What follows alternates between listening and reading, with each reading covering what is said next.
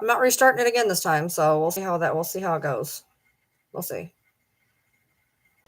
So, anyways, here I am,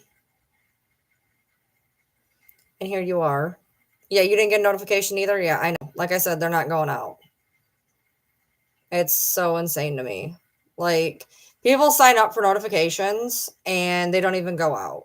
And then it's hard for a creator to it's hard for a creator to do lives when they're not going to send the notifications out to the people who are asking for the notifications.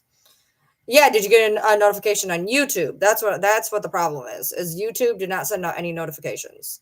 So I had to literally just go restart my YouTube, seeing if hopefully it would send out the notifications, which it doesn't look like it is again. I can tell when it doesn't send out notifications because usually even on a bad night, I can get 10 people in there pretty much ASAP. So yeah, see, only on TikTok. See how that works? Yep. YouTube is not sending out notifications. I'm literally sitting here and nothing. It says 2 people are in here. It's so frustrating. But anyways, we're going to continue on. If you are on here, I'm not going to be on TikTok the whole time, so if you can switch to YouTube, I would appreciate it. It's Ryan Lee TM on YouTube. I'm on both, but I'd prefer people to be over here on YouTube, especially because that's where it's going to end up. I went live on TikTok. I'm going to go live on both of them for a little bit, but then I'm just going to end up over on YouTube. So, but still no notification. Shocker. How am I supposed to do anything when it's not sending out notifications? That's what I want to know. You got a notification the second time? Yay! Yay! Somebody got a notification. Woo! Hallelujah. Something's possibly working for some people. That's great.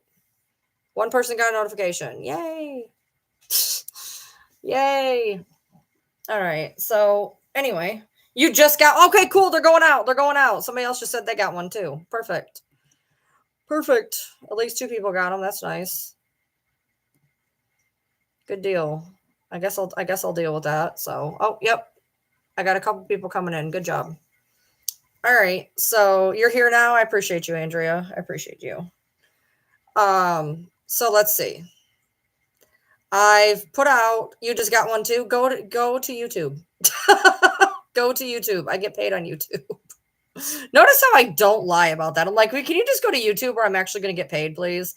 Hey, they didn't go out. The notifications, I had to restart the live. And even then, I don't think they went out to half the people. So I'm doing great. But anyway, so I put out a video yesterday. Basically trying to explain for the umpteenth time why I've been not as here as I have been before. And basically the creator slump that I've gotten myself into for the past like 3 months that I can't seem to shake. So after I did that video, I don't know, something like activated in me. Hey, you still didn't get notified? Shocker. You can't hear me on YouTube? Can you hear me on YouTube? Somebody just said they couldn't hear me on YouTube. Please tell me you can hear me on YouTube. Can you guys hear me? Okay, you can hear me? Okay, perfect. I'm like, oh God, please don't tell me that. Don't tell me that. All right. All right. Everybody's saying they can hear me. All right. Thanks. I appreciate you guys. Loud and clear. Perfect. It's got to be you, Misty. So I put out a video talking about how basically I have this horrible creator block and my life is in the shitter in my brain. And that I couldn't get past myself to do anything. And then I immediately somehow made 2 videos, like actual not longer content videos. I made that one, which was like 10 minutes long. And then I did a Bonnie and Clyde, which made it onto TikTok and YouTube. Thank you, Tracy. I made it onto TikTok and YouTube. My second one that I just put up from about an hour ago is only on YouTube. Basically what I'm going to start doing on TikTok is I'm going to start teasering everything. So you guys go over to YouTube. I know it's evil and you don't have to do it, but, my content, I have if you've been on here, my Bonnie and Clyde video was like 6 minutes long, and I learned a lot about Bonnie and Clyde, by the way.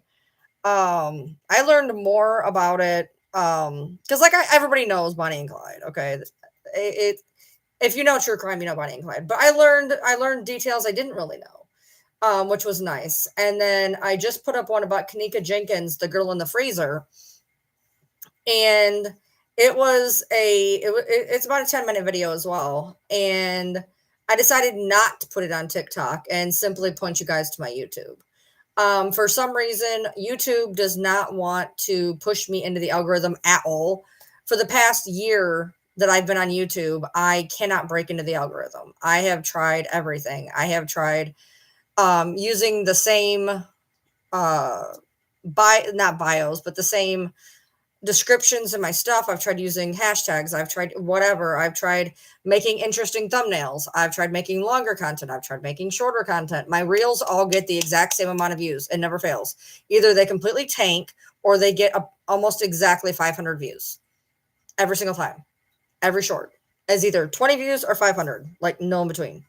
And my longer form content doesn't get seen like at all. Like at all. Hey, Missy. So, thank you, Mac. I appreciate you. But the Kanika video, I think, is somebody asked me to do that video. They asked me to do her video, and so I did. And I still have 1, 2, 3, 4, maybe 5 videos of people I had asked people months ago of cases they might want to hear. And I never did them.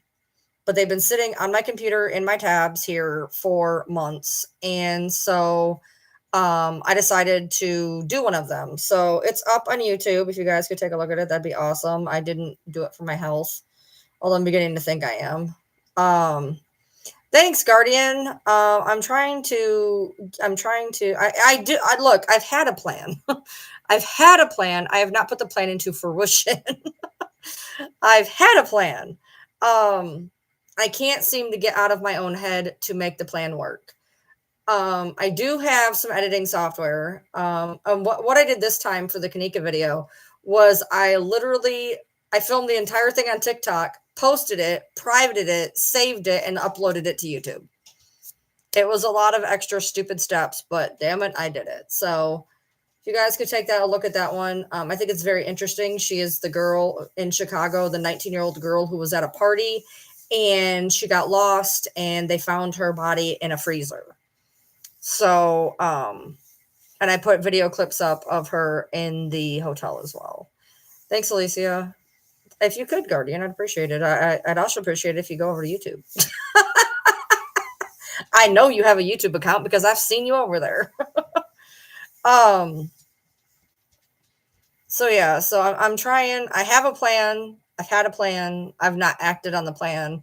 But ever since I made the video talking about why my plans haven't worked, I managed to get 2 videos out, which is more content than I've put out in a long time. So I felt better about that. How's the little project I've been doing? What little project? I appreciate you, Mac. So in other news, my bird eggs, because there was 2 eggs and they smashed one of them. Thank you, Flaming Lady. If my birds laid 2 eggs and they smashed one of them, but I don't know if they smashed the first one or the second one. If they smashed the second one, the first one will hatch between tomorrow and the next 3 days. If they smash the first one, it will hatch between the 8th and the 11th. So anytime between tomorrow and the 11th, I may or may not have a baby bird. So I will keep you guys updated on Egggate 2025. And we'll see what happens. I'm excited to simply get them into their bigger cage because I can't do anything while they're laying on an egg. I can't touch the egg. I can't move the egg. So they have been stuck in the little cage since I got them. The big cage is up. It's ready. It's sitting there. It's right there. And as soon as we find out if this egg is going to hatch or not, I can move them into the new cage. Because once there is a bird, if there is a bird, I'll move the bird, but I don't want to move the egg. Oh, I didn't do any kitchen things or anything. I'm not really sure. Um, yeah, I appreciate you, social. I appreciate you. I'm trying to do. I got some interesting cases coming up. Here's the problem with me and true crime is everybody wants to do the same 7 cases, and people are coming in and be like, "Oh, can you do the Idaho 4?" No, no. I like to do stuff that's not as done. Look, do people know Bonnie and Clyde? Yes. Are people talking about it right now? No. So I did it. Kanika has not been talked about in a while. I have a couple other ones that I'm going to be looking into. I guess I just like true crime. I'm tired of the same stories getting beat to death.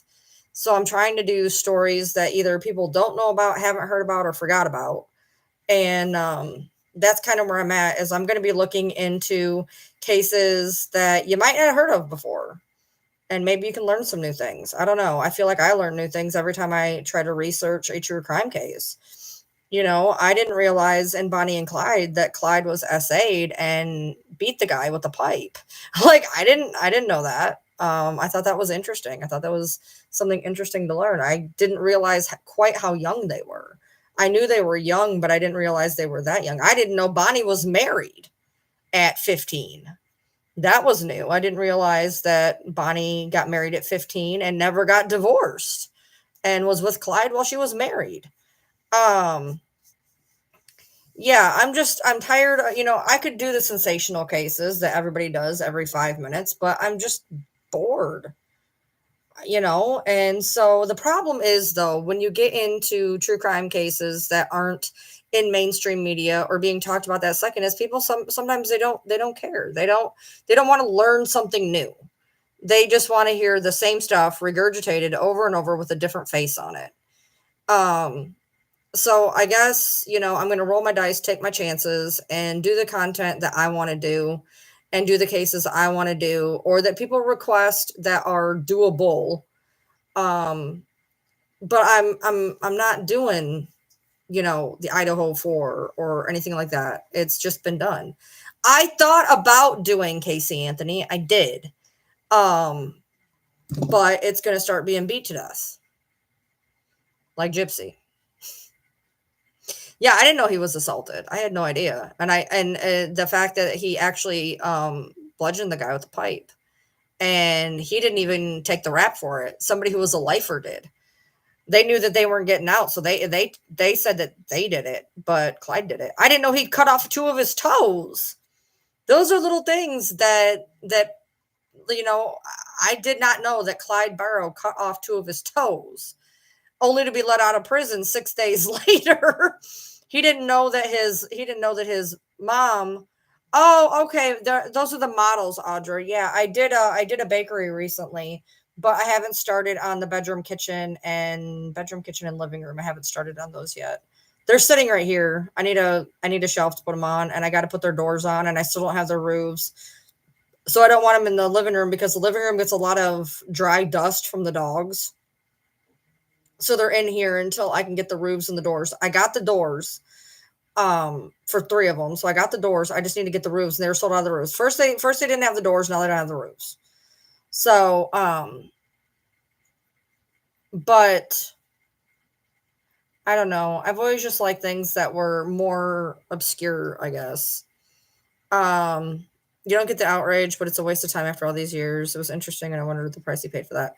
So basically when he cut off his toes, he did it because he didn't want to do hard labor. And he didn't realize that his mom had like petitioned for him to get out early. So he thought he was just getting out of hard labor. And lo and behold, they released him after 6 days. And the problem was longstanding was when he was doing all of these robberies on his own, not the ones he did with the Clyde Barrow gang, but the ones that he did on his own.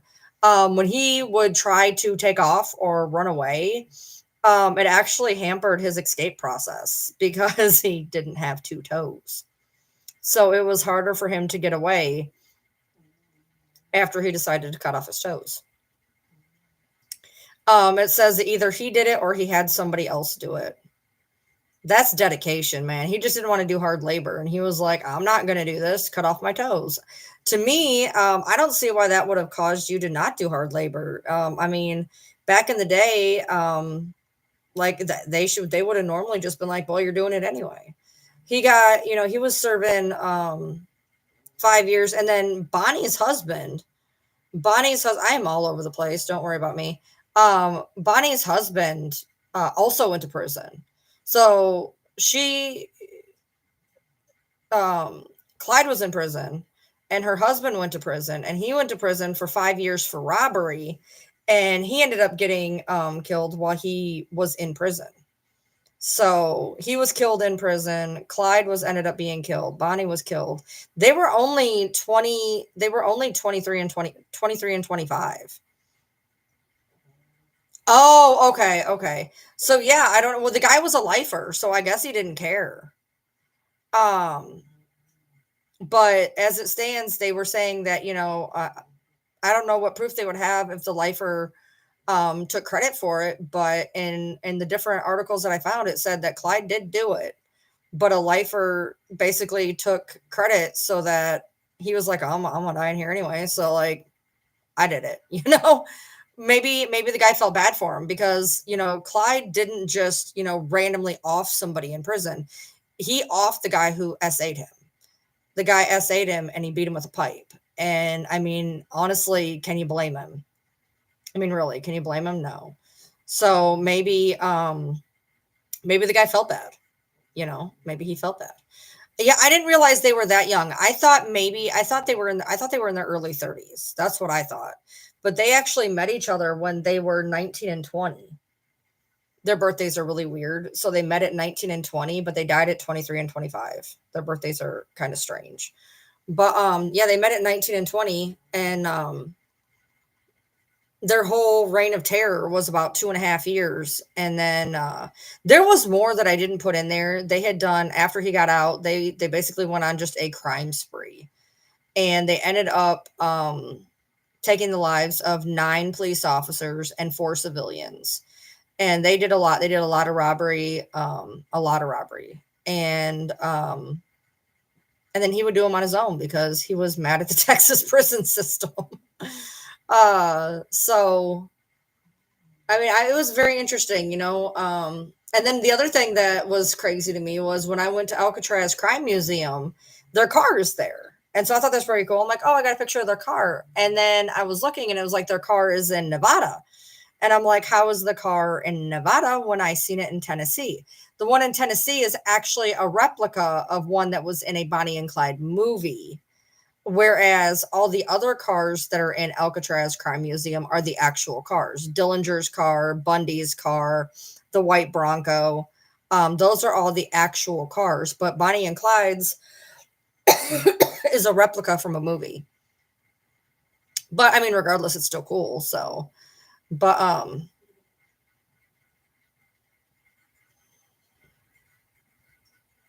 that's cool, Audra. But yeah, so I thought that was interesting to do. There's a couple of different cases that I really like that I had put up some of them. I actually read them from books. But turns out you can't really read a book and record it. Didn't know that. So I took them down. But there's a lot of cases I want to do that I think are very, very interesting. The problem is it's a lot of remembering tiny details, and the tiny details are never my forte, if you guys haven't noticed.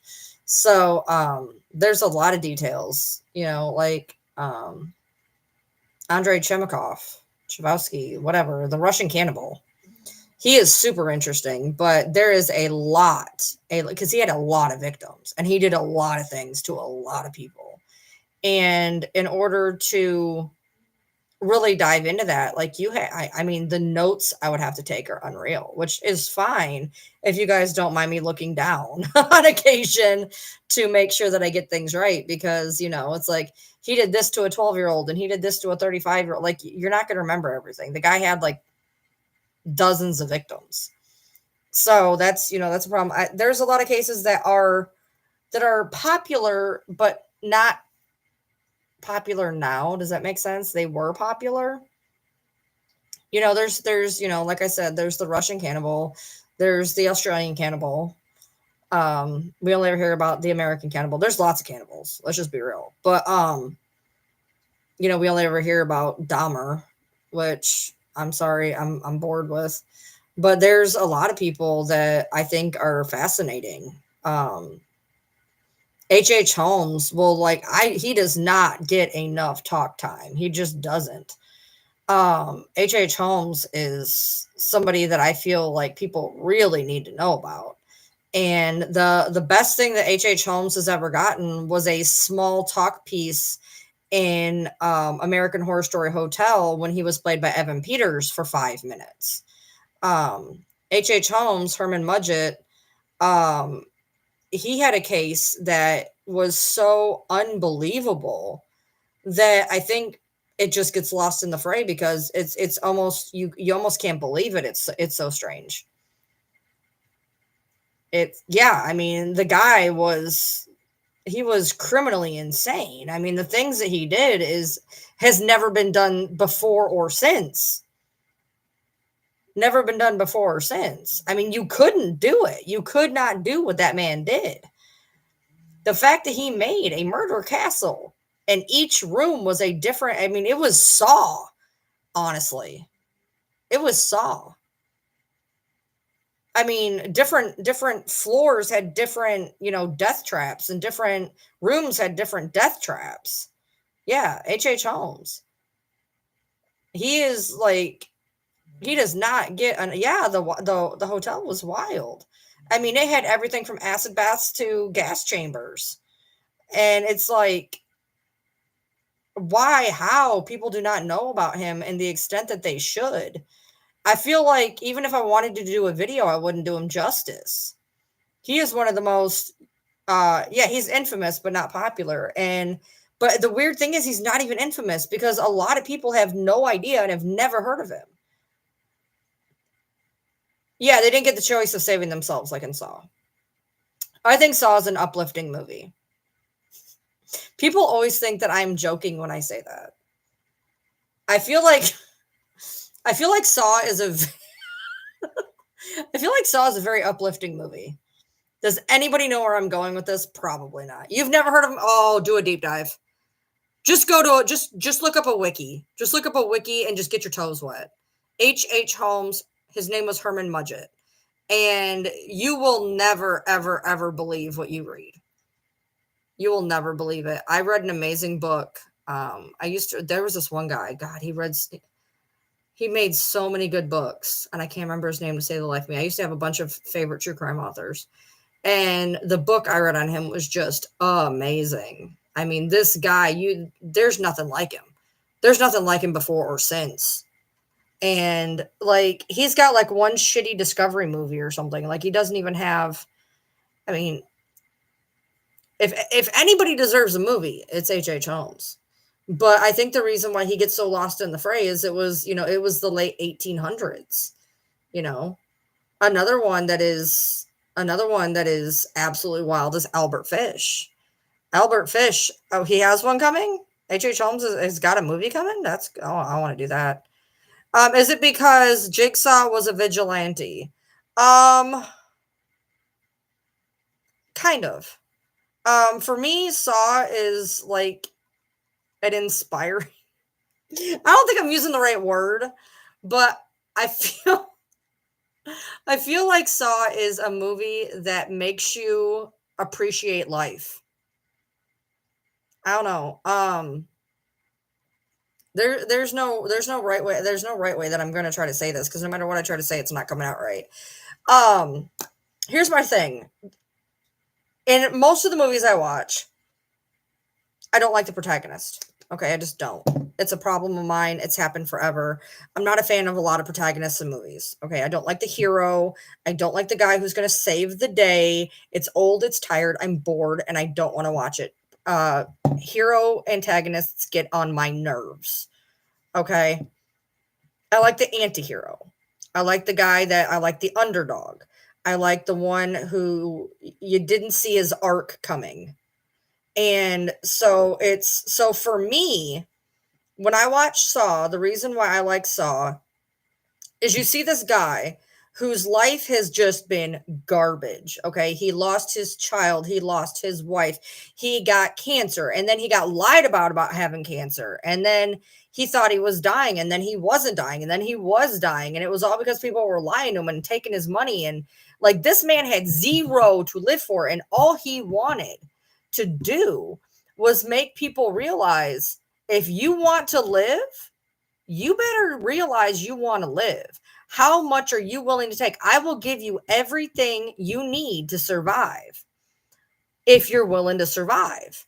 And which is why when Saw started falling off in later ones, because there was this arc where his proteges were not making the games fair.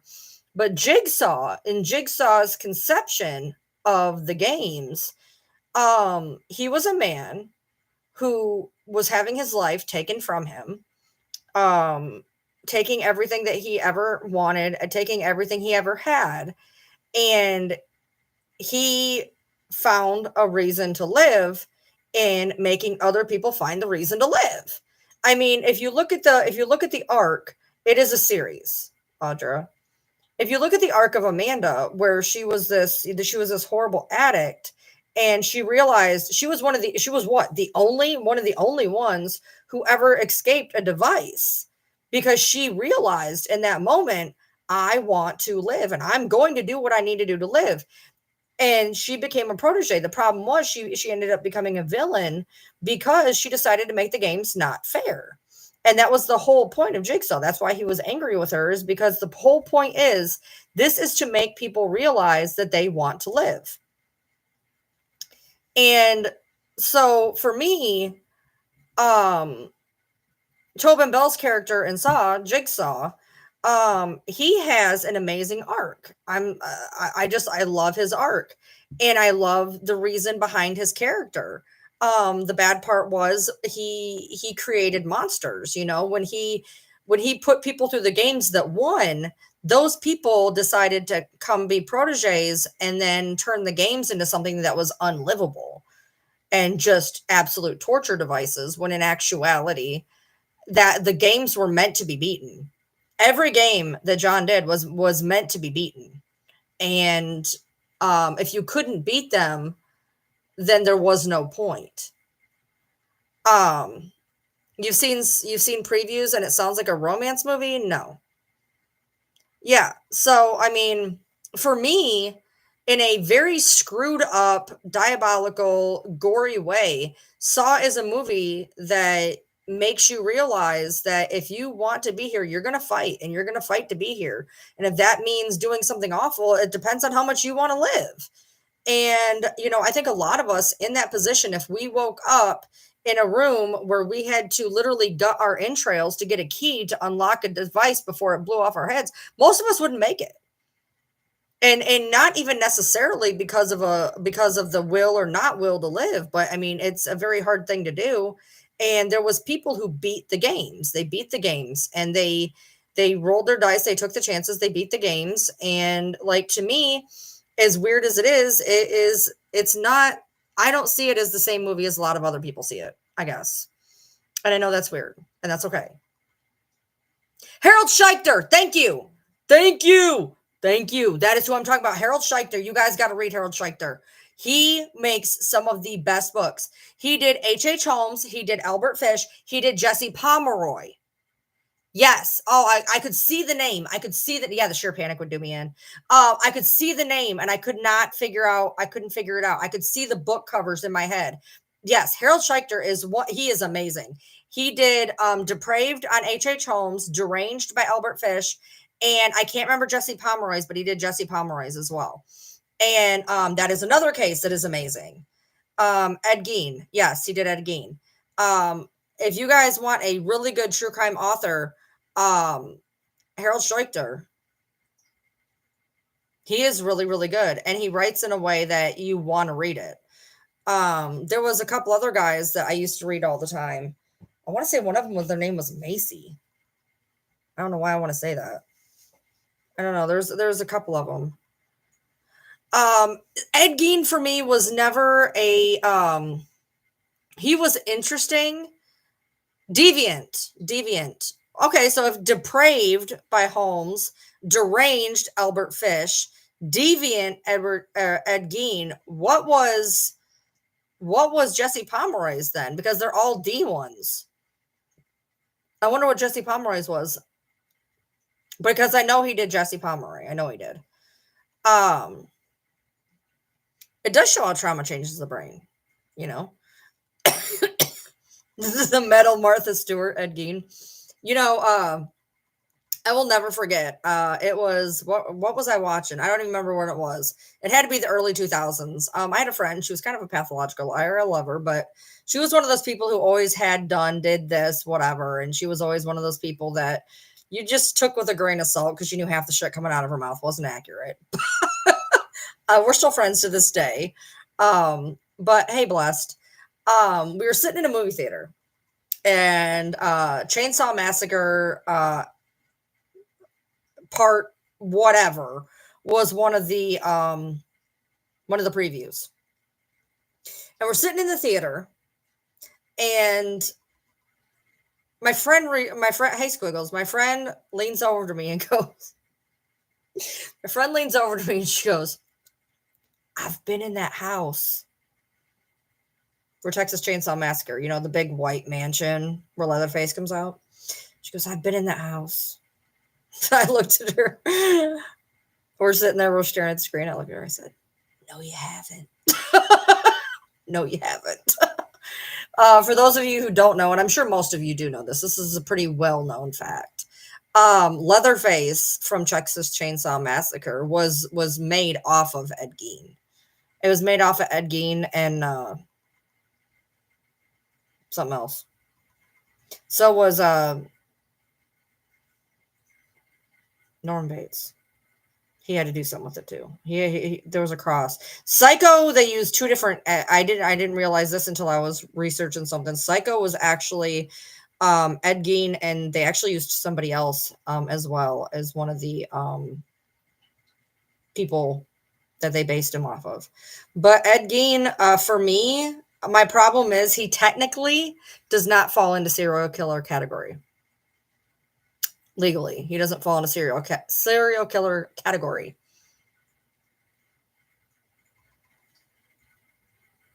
Harold Schechter employs genealogists and historical researchers when he writes his books. He did a great AMA a few years back where he outlined his process. That's awesome, mommy.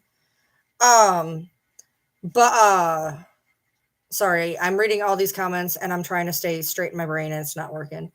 But Edward Gein did not achieve serial killer status. He didn't. He was a multiple killer, but he was not serial. In order to become serial, you have to have 3 or more, not in a spree or not in a mass, because there's mass, spree, serial, etc. And he was not a mass. He was not a spree, and he wasn't even serial. He only officially killed 2 people. Now, he is one of the only well-known people anyways to decide to do a whole lot of grave robbing. He did a whole lot of grave robbing. And if you guys ever were to read Harold's book, he goes into a lot of great detail about Ed Gein's house and what was found in it. You know, there was most of the things people talk about is the lampshades, the nipple belt, the human skull soup bowls, face masks. You know, he really did it in, you know. And then his whole house they ended up just bulldozing it. They're just like, nah, we're good, and just bulldozed it.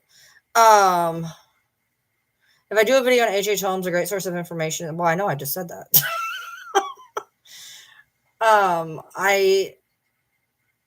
It would be great to reread those books. My library in Michigan had them.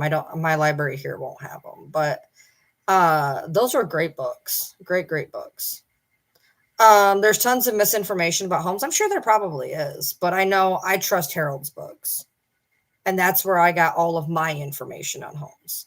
Um, I've seen, a little bit of here, like I said, he gets touched on very briefly when people talk about him. I believe honestly there's like really one shitty special about him. There's really not. The detectives are bumping into yuck stuff in the dark. Um, yeah, Ed Gein, and if you think about it, he didn't even really do a whole lot. Now I gotta say, him stringing a girl up and dressing her like a deer was pretty inventive, to be honest. But I mean, I don't know, he doesn't have the, I don't know. He's very mundane to me, I guess. I mean, the only thing, the most interesting thing about him was he was a grave digger, grave robber.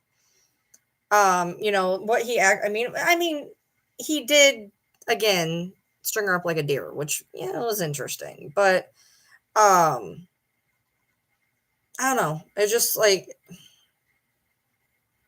I don't know.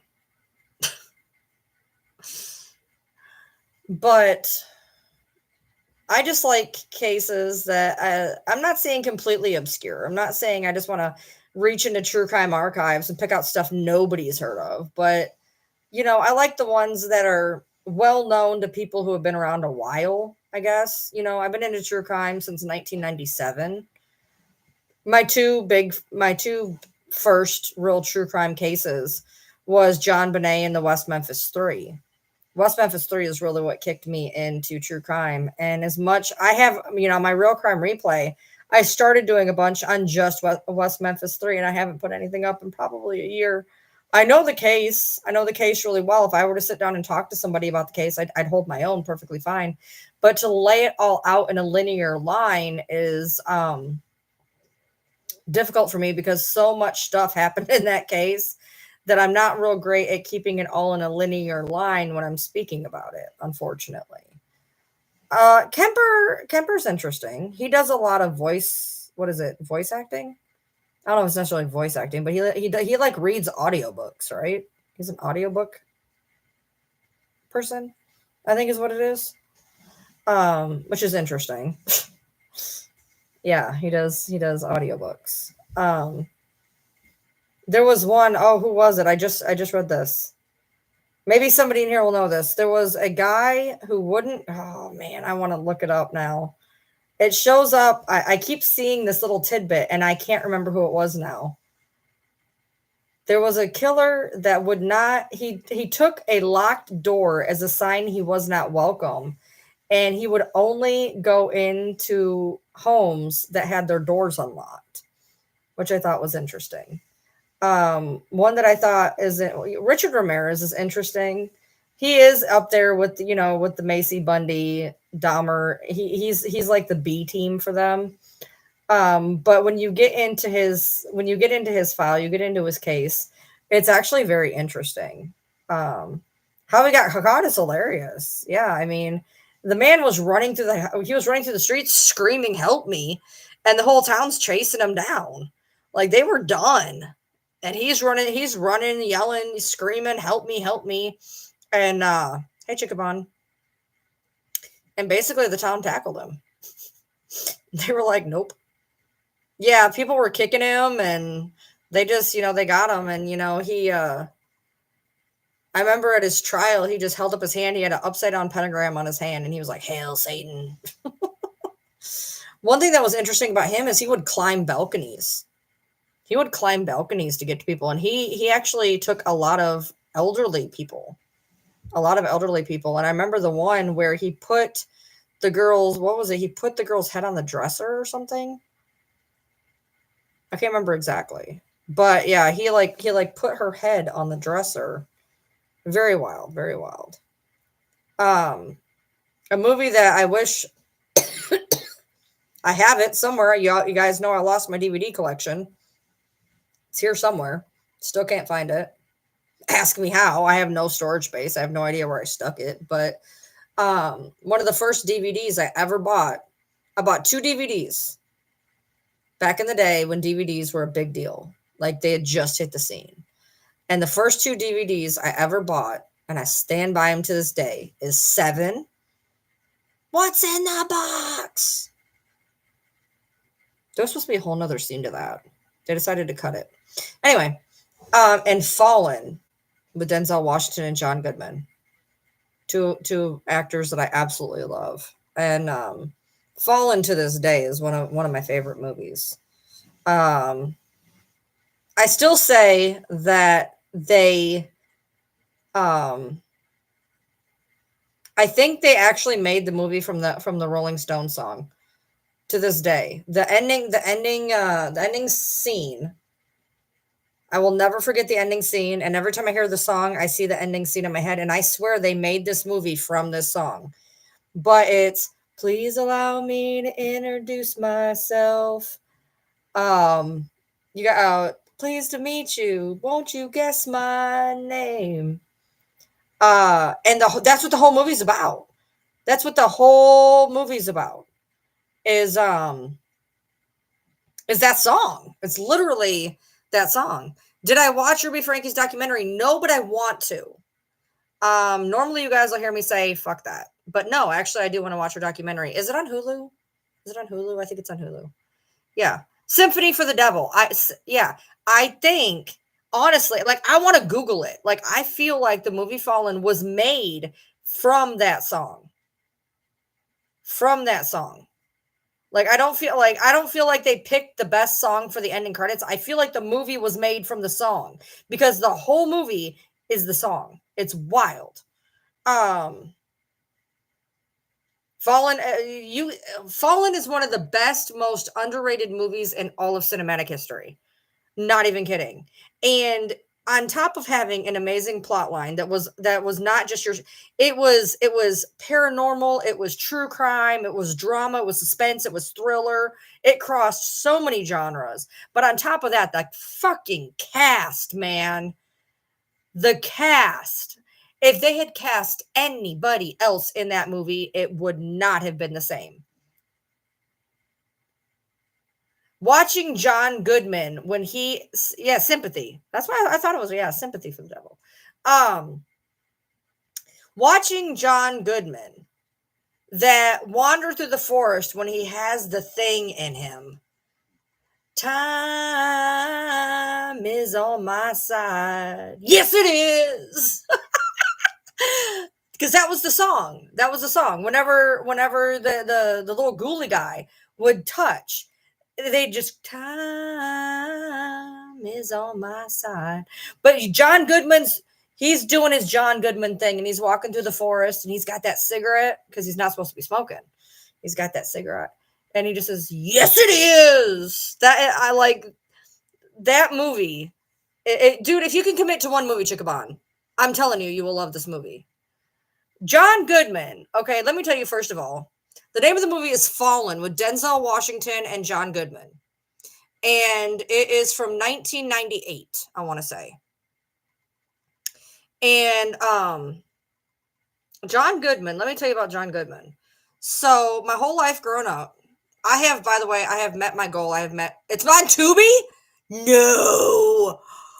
No, it's on Tubi. Somebody said, "Are you serious?" No way. I have Tubi. Tubi is free, guys. Tubi is free. Download Tubi, watch Fallen. I am telling you. Thank me later. Yes, I'm about to watch party that shit. You guys don't understand the amazing. Oh my god, I cannot even tell you. I cannot even tell you. Um, but anyways, I have met my white trash dream. I have met my white trash dream. Yes. Fallen is on Tubi. Apparently, somebody just said that. When I was growing up in my trailer with my mom, my single mom, growing up in a trailer, I grew up on Roseanne. Okay. White trash dream. Okay. Woman and a husband, their kids, living their white trash dream in their white trash house. And not with Samuel Jackson, with Denzel Washington. Or are you talking about a different movie? And yes, 1990s Denzel Washington. Uh-huh. And that to me was the goal I wanted in life. I wanted a simple life with a guy who would do anything, who was a smartass, who protected his wife. And whenever I would take one of those weird little "Who's Your Husband?" who's your TV husband? And people be like, oh, I want whoever's pretty at the time, you know? And every time, I got Dan Connor. Every time. My husband is my Dan Connor. And if anybody ever questions Dan Connor as the best TV husband ever, let me just remind you of one scene. Where the hell have you been? Remind me to talk about the one scene with Dan. Where the hell have you been? Like, literally, where the hell have you been? I have messaged, not you, but your woman. Where have you been? I need my music. I need my music. Where are you at? I have not got to enjoy my music. Where are you at? I've heard renovations. You do lives at 2:00 in the morning. You ain't pounding walls at that point. I need my lives, bro. I need my lives. Not cool. You can't just leave us hanging like that. We were rocking every night, and then you just took off. And I'll have no music to listen to now. You're in Washington? Why are you in Washington? Why did you end up in Washington? Sorry, I'm getting sidetracked. Hold on. When she picked up David. Oh, that one too. I didn't even think about that. Oh, okay. So that's why you're in. Okay, for renovations. Okay. That just meant like you were living in your house renovations. I'm like, what are you doing? You have to look. You can still go live in Washington. I don't want to hear it. I don't want to hear it. You can still do it. You owe your adoring public. You owe me. I paid to have my name put on a guitar, and I want to hear the guitar. Okay. No. Okay. So right when she picked up David, right? John Goodman is an amazing actor. Not only the scene where he picked up David, but hold on. Can we act out the scene? Okay, I'll just say this. For anybody who's watched Roseanne, you'll know what I'm talking about. The chicken bucket. Does anybody know what I'm talking about? Chicken bucket? Does anybody remember the chicken bucket? You'll message me when you go live. I appreciate that. I miss you. Nice seeing you. The chicken bucket.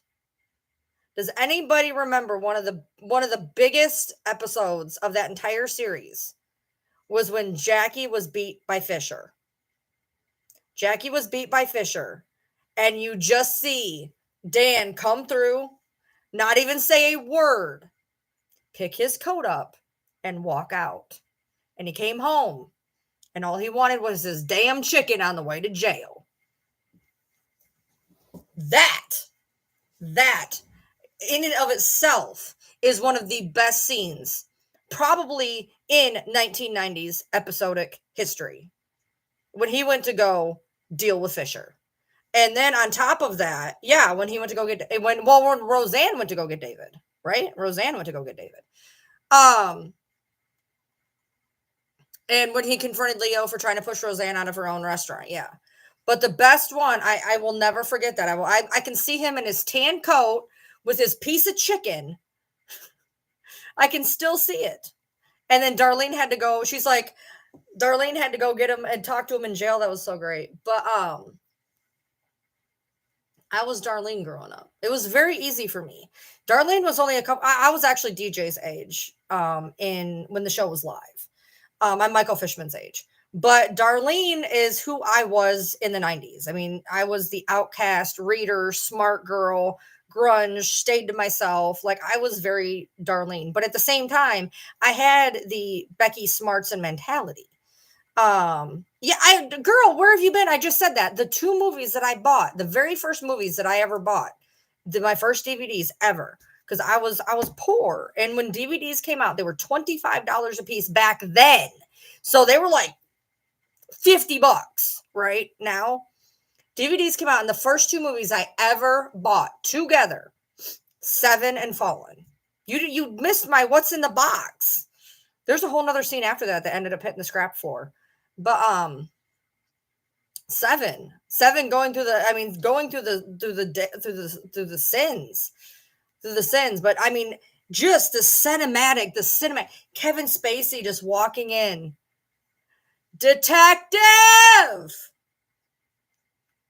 That sticks with you, man. Brad Pitt looking, what's in the box? Like, you literally, if you just yell either of those two things, people are like, 7. 7. We got you. It's 7. You know? There's nothing like 90s movies, man. There's nothing like 90s movies. There's nothing like 90s movies. I was on Fandango. If you guys ever do Fandango at home, by the way, I'm gonna give you guys a little tip here, pro tip. If you guys go to Fandango at home, put the app on your phone, go to Fandango at home, go to deals. You will find movies you can't find for like $5. You order them and then they're yours. Like when I have Dawson's Creek in its entirety that I can watch anywhere. I just bought, by the way, I have been looking for 10 Things I Hate About You, one of my favorite movies. I've been looking for it everywhere. It is $20 freaking dollars on Amazon. 20 freaking dollars. It used to be in the $5 bin at Walmart. Cannot find it. Cannot find it. It is, and it still may be because I just bought it on sale on Fandango, $5. $5. I snapped that up so quick. Drive Me Crazy. You can't find that movie. The one with Melissa Joan Hart. You can't find that movie. I have it. $5. And you can watch it on any device. You can watch it on your TV. You can watch it on your computer. You can watch it on your tablet, on your phone, whatever. And I've been snapping up all these 90s movies because 90s movies are the best things. I don't know if it's because that's when I grew up. I don't know if that's what it is. I don't know if they're just my freaking comfort movies at this point. But 10 Things I Hate About You was actually, there is a whole Shakespearean 90s thing. Somebody is going to know what I'm talking about with this. So 10 Things I Hate About You was Taming of the Shrew. Oh, if you guys remember the movie that was Othello. And then there's another one that I cannot remember to save my life. Help me, Bethany. There's three. They did three of them. They did Taming of the Shrew, Othello, and there's another one. And it was another one that I liked, and I can't remember what it was. But they redid Shakespeare into something, and people didn't even realize it really at the time. Only looking back did you really realize, yes, a lot of people, everybody has the Heath movie. And now, obviously, the role that defined him was Dark Knight. But Heath Ledger in 10 Things I Hate About You was just classic and iconic. It could have been the same director. It could have been Romeo Must Die. No. Do you guys remember Romeo and Juliet, 1997? Might be 1994, 95. Anyways, where they did it in modern times, but with Shakespearean script, that was wild. No, it wasn't Romeo and Juliet. It was something else, and it's going to drive me insane. I used to know all three of them, and I will never remember what it is now. But they did it with cars and guns, but they were like, "Thou dost protest too much," like it was like, oh my god. There's a whole scene with Jamie Kennedy and John Leguizamo, and they're at a gas station, and they're like, blah, blah, blah, blah, and you guys, I have no idea what happened. Poetic Justice, no. Much Ado About Nothing, no. I would know it if somebody said it, but in the see, I didn't watch The Patriot. That's not my type of movie. These youngins probably think I'm crazy. Probably. No, I live for 90s music. I live for 90s TV, and I live for 90s movies. I live in the 90s, you guys. Like I can't even describe to you. When you guys hear our playlist, it's 90s. When you want, if you want to watch a movie with me or what, Dawson's Creek is my life. Roseanne is my life. Like 90s is where it's at. Period. Just that's where I'm at. You thought Brokeback Mountain was his best character? Okay, cool. Yeah, definitely. I watched that movie. I was too young to understand it at the time. It's a slow burn. I'm not a huge fan of slow burns. But it's a bit of a slow burn for me. I wasn't old enough to like. I'm not saying I didn't understand it, but I wasn't old enough for it to the implications. I wasn't old enough for the implications, if that makes any sense. I don't know. It's yeah. There's just so many movies in the 90s that were just you can't beat them. Do you guys remember She's All That with Freddie Prinze Jr., Paul Walker, and Rachel Lee Cook? I believe Crash wasn't Crash 1999, I want to say, or was it 2005? I found Crash the other day. What the hell does Pygmalion mean? You just used a word I don't know. And I am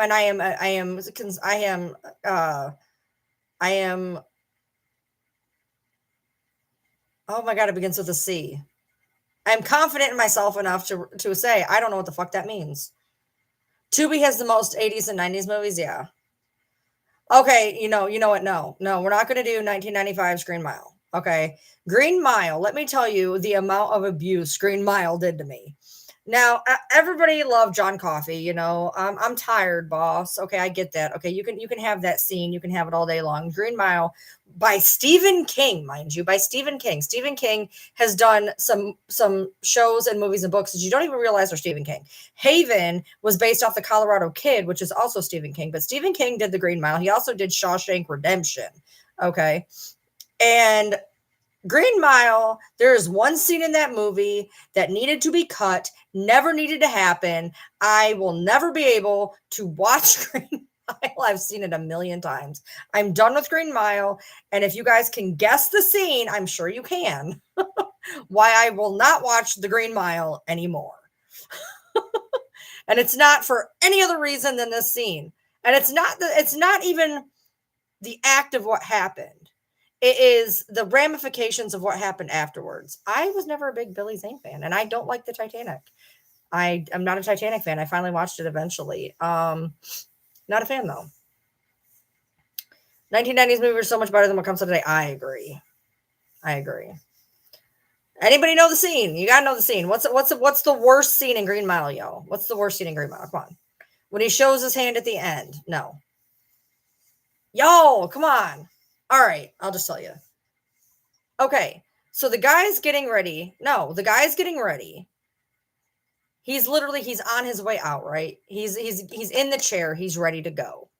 Okay. First of all, the guy who plays Percy, is it Percy? The guy who plays him. Oh my God. First of all, he plays in Lost. Oh God, what is his name? He is the one guy in Lost. Anyways. Okay, my brain is just going all the way down. Okay. So, he's in the chair, he's getting ready to be executed. And the guy, the evil guard,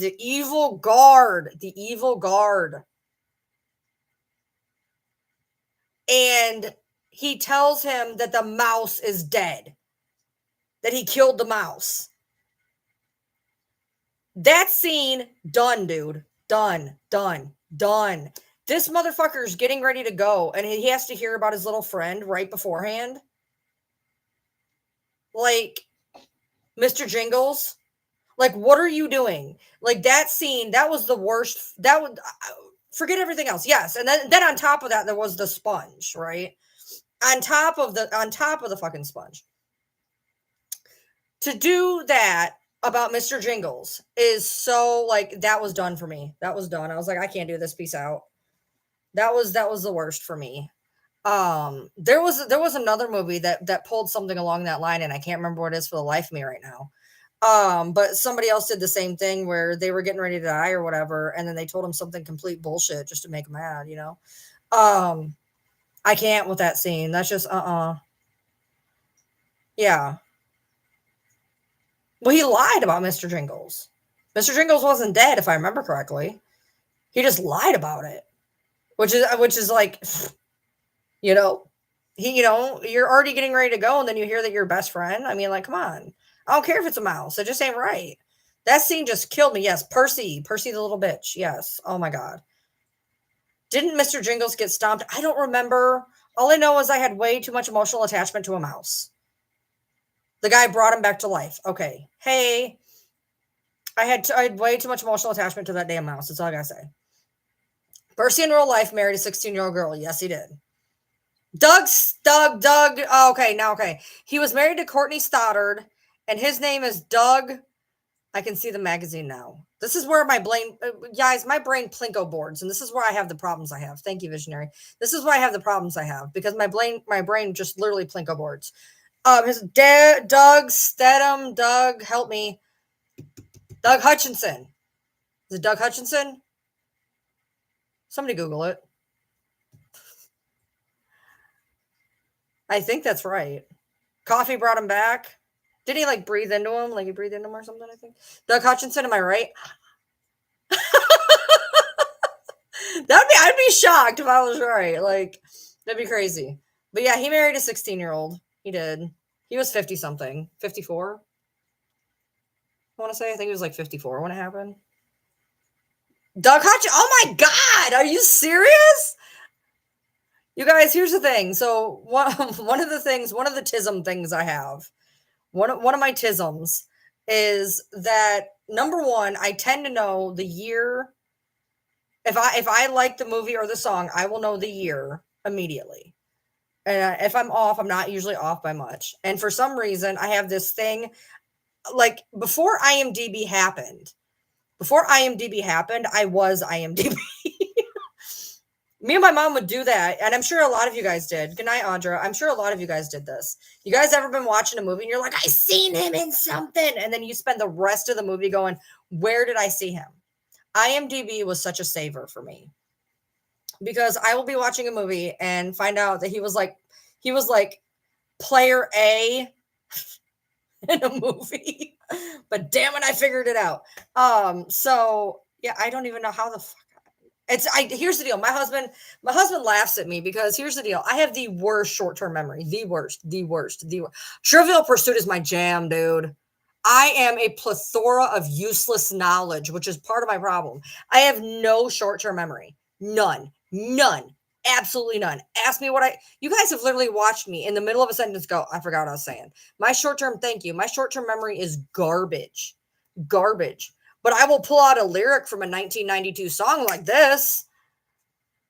The amount of useless trivia in my brain is wild. I used to be in Quiz Bowl. I can do trivia. I'm great at Jeopardy. Like the amount of useless crap in my head is unmatched. It is wild how much stupid shit I have stocked in my head that I cannot remember why I walked into a room, but I can tell you something dumb as fuck from 1994. It is wild to me. The stupid tidbits I know, or I can tell you what other roles somebody played and whatever, like it's dumb. The amount, I do read a lot. I don't have great comprehension. Sometimes I don't. I remember faces and I'm terrible with names. You know, my husband or cinephile, so it's always a game we play. Who's that guy? Who is he? Who's the next one? Yeah, we do that. Definitely. All time. Yeah, trivia. Trivia is wild. I used to love Trivial Pursuit. Playing with my husband is not good. My husband knows he's good at niches. I am great across the board. I know, except for sports. I can't do sports. Don't give me a sports question. I can't do it. I don't know anything about sports. I know nothing about sports. You give me anything else and I will know stupid facts. I am a jack of all trades, master of none. I have so much knowledge on so many topics, but if you had to pigeonhole me into something, I'd be like, I don't know. It's just ridiculous. It's the amount of just stupid. I basically my brain is very simple. It is a Dell desktop with 17 tabs open. 3 are playing music. Can't figure out where it's coming from. And in the meantime, I got an MP3 player that I have on display that's going through playing music while that tab's singing. And so I have 2 songs in my head at any given time in some jacked up mashup that never seems to work quite correctly. And I'll get an earworm for the next 3 hours of 2 songs that make no sense together while I am thinking about something that happened 12 years ago with trivia facts running through my head. And this is why I should take my freaking ADHD meds. And instead, for the people who tried to say that I got on ADHD meds to abuse them, I'm on my 2nd bottle of ADHD meds for 5 months. I am still halfway through the bottle. I take my ADHD meds probably 3 times a month. I took one. I think I literally took one like 2 weeks ago. And this is why, because my brain is it is a Plinko board and it's loud and it's noisy. I have the inner voice. You guys have the inner voice. People are like, I didn't know people had an inner voice. How do you not know? Is your brain that quiet? I have the inner voice.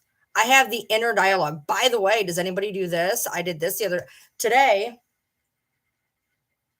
I was having anxiety and I had to walk myself through it, right? But here's the deal. When I'm talking to myself to calm myself down, I don't say I, because I and the body are 2 different things at that point. So it was we. Everything along the way is we. Okay, we're going to get dressed. Because at this point, I have to give myself a pep talk. So now we are we. Does that make sense? Probably not. But We are separate. My brain and my body are two different entities at that point. We are next to each other. So if we are going to walk through this, we're going to walk through this together. So we're going to wash our hair right now. After we wash our hair, we're going to wash our face. After we wash our face, we're going to get dressed for the day. Okay, we got dressed for the day. Okay, now we need to go get a drink. And this is how I get my way through when I'm having an anxiety attack, is I will speak out loud that we are going to do everything, because at that point I have completely dissociated and I am now two different beings. I'm basically body doubling with myself. Yes. Because at that point, I'm not going to walk around going, okay, I'm going to do this. I'm going to do that, because what is the way I can describe this? There's psychological terms. I know Justice Brat's going to get me. She's going to know what I'm talking about. Sitting here saying I this, I that, you're not, when you're having derealization, depersonalization, I doesn't work. You're dissociated. You're not all there. So you got to talk and get your, yes, I'm on YouTube. So you got to give yourself the pep talk, and you can't give yourself a pep talk by saying I. So if I'm like, okay, I'm going to go, I guess I could do that. I'm going to do this. Yes. Join YouTube. Yes. Everybody come to YouTube. We got Justice Brad over here. She's very knowledgeable. She can get me for the true crime. She can get me for anything psychological. If you guys want to learn some stuff from Justice Brad, come on over here. So, Ryan Lee Tim on YouTube. So, I mean, yeah, could I pet myself up? I'm going to go brush my hair. I'm going to go do this. I'm going to go do that. But it doesn't give you the same thing. It's okay. It's like having that comforting friend there that's going to lead you and hold your hand along the way. Okay, we're gonna go wash our face. Okay, we're gonna go wash our face. Okay, I need you to calm down. And this is how I talk to myself, by the way. When I'm having an anxiety attack, this is how I am. Okay, we're gonna go wash our face. Okay, we need to calm down. We're gonna go wash our face. Then we're gonna wash our hair. After we wash our hair, we're gonna get some new clothes on. After we get some new clothes on, we're going to sit down. We're going to sit down for a minute and we're going to chill. We're going to try to breathe for a little while. And it actually works, because at this point, it's almost like you have that hand holding friend. Okay, Nancy. And it's like having another person there, and it works for me. I mean, I could sit here and pep talk myself, I guess, but it's not as effective for me. It's more effective for me because I don't have somebody here to hold me, call me, talk me through things. I talk to myself in a way that I guess I wish somebody was there, if that makes sense. It doesn't work for everybody. If you guys want to pep talk yourself, pep talk yourself. That's a common coping skill I encourage a lot of my clients to use. I do. I walk myself through it. Today was something. Y'all, I have to understand. I have to tell you guys, like, for real. So for 22 years, I have been one of my diagnostics I've had is I have very bad generalized anxiety disorder. Very bad. I've been on anti-anxiety pills. I can't remember the word. I've been on anti-anxiety I've been prescribed anti-anxiety medication for 25 years. Okay. I'm supposed to take it every day, and I don't want to depend on it. Okay. I will be anxious. I do not want to depend on something like that, because it can get very addictive. Okay. My dad got to the point where he was taking it every day. Now, he wasn't abusing it, but he was making sure to take his 8 and 8 and 8 doses. I don't want to be like that. Okay. So I've been prescribed it my whole life. I don't really utilize it. I don't. I will sit with crippling anxiety and avoid it. And I will only take it when I am at wit's end. Let me tell you guys, for the past 3 weeks, I have been taking my anxiety meds probably 3 to 4 times a week. That is how bad I am right now. I am not okay. When I put out that video talking about the fact I am not okay, I am not okay. And it's gotten to the point now where I literally had to walk myself through and hold my own hand to function. It was either yesterday or today. I had to literally walk myself through and function myself through just so I could freaking breathe. My friends, if my friends that I text on the regular, no, thank you. Thank you, Kayla. My friends on the regular that know me, that have been talking to me, especially I've been opening up to my friends for the past 2 weeks or so with my mental health issues. And I am not doing okay. No, My friend called me today, and she had seen my video, my 10-minute video explaining where I was or whatever, and she called me. She says, "Are you okay?" I'm driving. I'm like, "Yeah, I'm fine. Why?" She's like, "I saw your video." Okay. She's like, "You don't look right." That's what she says to me. She's like, "You don't look right." And so I'm starting to like unload. She's kind of laughing. I'm kind of unloading. And by the time I get done completely unloading and I am crying, and she's like, "Well, I see why you put up the video." And I'm like, "Yeah." And the thing is, I'm not talking about it online a lot of what is going on, mainly in my head, y'all. Okay, here's the thing. So you're like, "What's wrong?" It's not online stuff. It has nothing to do with online stuff. It has to do with my life, and a lot of it is imagine scenarios, because that's what happens when you have OCD and anxiety disorder. You live a lot in what if, but unfortunately in today's world, what if is our entire infrastructure burning down around us as we speak. Every day I open up and I see another piece of news that puts me into a tailspin. And so I have spent a lot of my time basically scared for my survival. And a lot of things have gone wrong. And I am just in a huge tailspin. And basically, at this point, everything makes my heart race. Everything, my heart is just pounding constantly. My heart is just constantly pounding. Thank you, Kayla. Thank you. Yeah. My heart is just pounding constantly. I am a nervous wreck. Like, it is wild to me that I got a bottle of anti-anxiety meds a year ago. And I probably touched them 5 times in a year, maybe 10, maybe 10 times in a year, maybe once a month, maybe. Had a whole bottle, whole bottle. I still have it. So I don't know why I don't dump it. I should dump it somewhere. Give it to the fishies, make them happy. I don't know. I had nowhere to dump it, so it's just been kind of sitting there. And there's a lot in there because I didn't use it. And I don't even take the prescribed dose, by the way. I take half the prescribed dose. I take half of this. I take half of it. I take half. I don't even take the full dose. I know what I'm prescribed. I take half. Okay. I have taken my anxiety meds more in the last month than I have the last 2 years combined. That is how bad my brain is right now. That is how bad my physical body is, of my heart pounding and whatever. And a lot of it is just me being in my head. A lot of it is just anxiety. There's a lot of it is, why do I even think this shit? A lot of it is, like, and people are like, well, just don't worry. That, bro, that is a difference between you and I. I have a disorder that goes, hey, guess what? We're going to talk about all the horrible things right now. You don't want to listen to it? I don't care. We're going to do it anyway. And so yeah, I've been, taking, the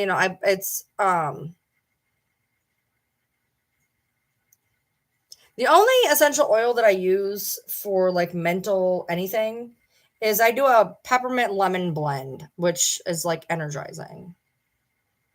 Yeah, that's because none of my notifications want to go out ever because they suck. By the way, please go to YouTube. If you've ever been on my YouTube, please go on my YouTube, Ryan Lee TM. I get paid over there. I'm just gonna be truthful about it. I'm just gonna be truthful about it, you guys. I'm trying to get my bag. Just come on. And I'm not gonna be on TikTok this entire time because guess what I can't do on TikTok? I'll be right back.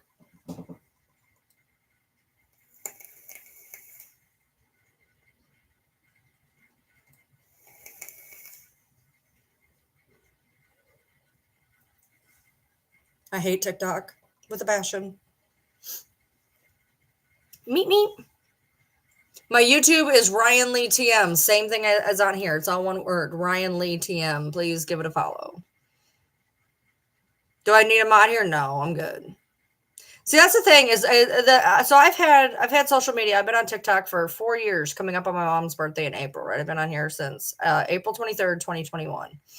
And back in the day when Back in the day, when I ran our 105,000 follower account, along with my 30,000 personal account, along with my 6,000 personal account, along with my blah, blah, blah, because I had like 8 accounts, right? And we had a lot of trolls. A lot of trolls. So many trolls. Oh my Lord, the trolls. Anyway, I had for probably a year 40 mods spaced out along my accounts. I had about 40 different mods.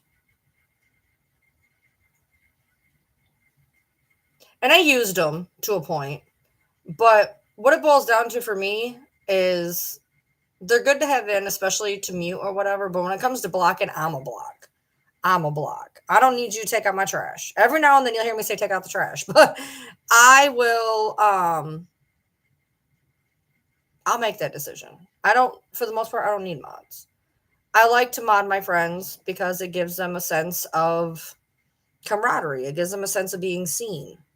Um but as for doing their job, I don't need it.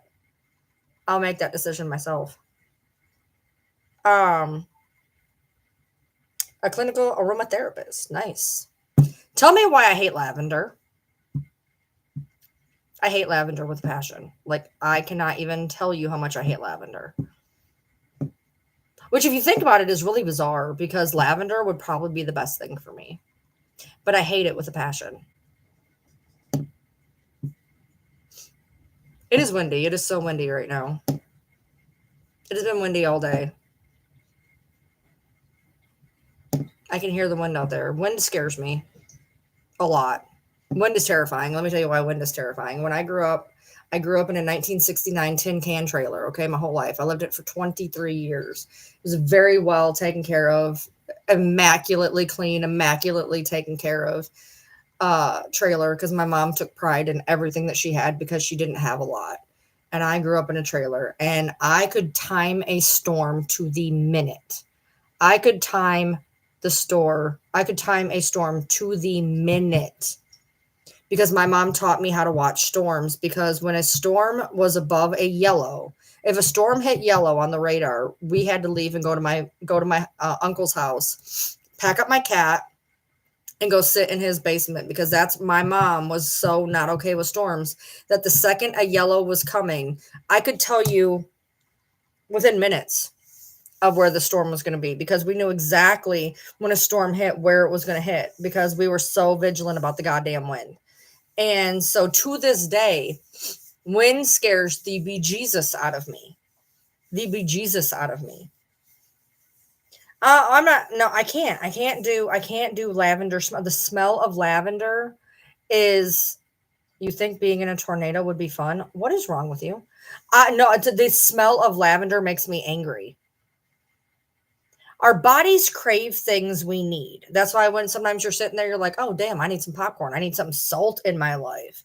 Or you're sitting here like when I'm diabetic and I'm like, when I'm diabetic and my sugar is off and I'm like, I need water. Like, I need water. Okay. Tell me why lavender would be great for me and I cannot stand it. Cannot stand it. You got a new emoji thing? Yeah, you've been here 6 months.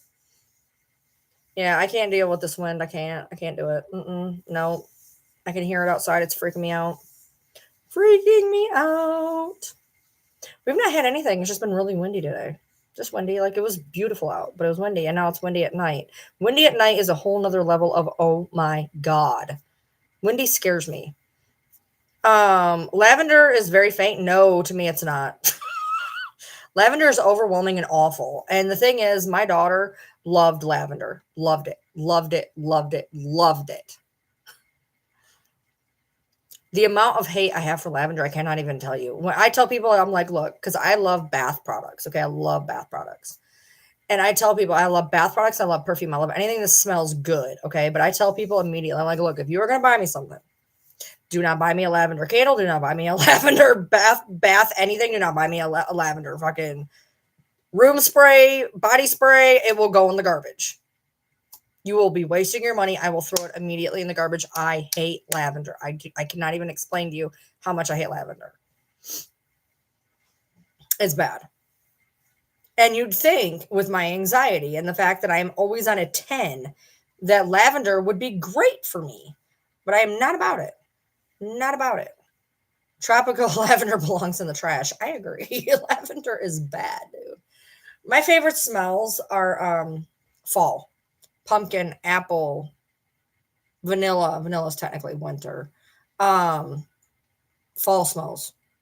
I do like a lot of summer smells because they're fruit. Spring is a lot of flowers, and the only flowers I can really get behind are gardenias and lilacs, both that make me sneeze. But I do like gardenias and lilacs.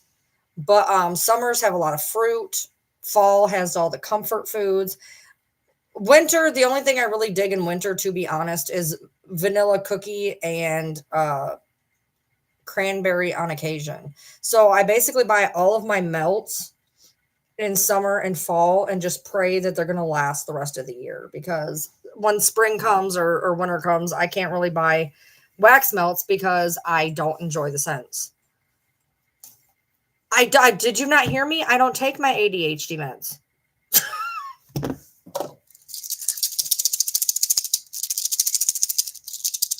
This is from 3 months ago.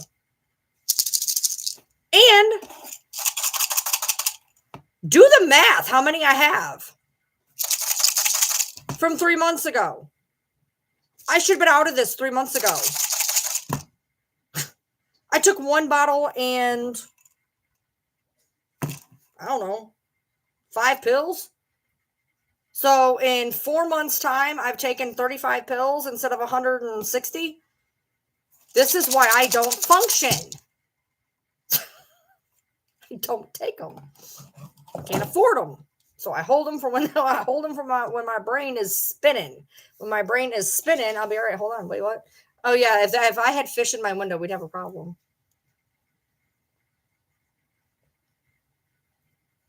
No, that'd be a problem. That'd be a problem. I love vanilla. Vanilla is great. Vanilla is awesome. I need water because I'm diabetic. I need lots of water in my life. And I know when my diabetes is being bad because I will start craving water. And I've been craving water and I've been doing bad. Me and my friend, we got a water pact, right? We got a water pact. I have failed. I have failed. I'm trying to get back. Matter of fact, when I get off here, I'm doing a liquid IV. Ryan Lee TM on YouTube. Y'all, please help me get my bag. I'm Ryan Lee TM on YouTube. That's where I get paid. I don't get paid on TikTok. I only get paid on YouTube. And eventually I'm going to be just switching over to YouTube tonight. I start off my lives as duo lives, and then eventually I just end it all on YouTube because I get tired of leaning over to smoke. Sink water is favorite, said no one ever. I use the water out of the fridge. We also have an RO system. We just got an RO system because we have so many tanks.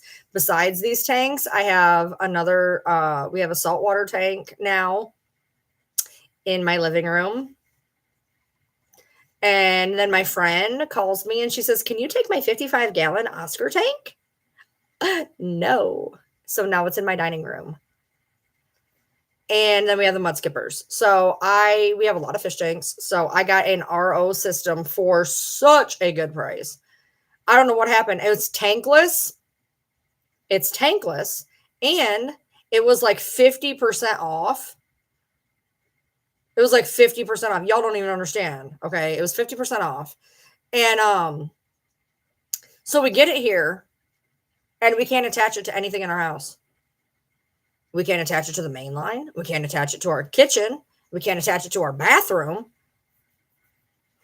It is now attached to a shower that we don't really use because we don't use the shower because it's got shitty water pressure. So it is attached in my shower. And then we just put buckets and use the buckets. I did. Okay, I did. Because look, let me tell you. So what I did for dinner, I didn't take a video, y'all. Don't be mad at me. I didn't take a video.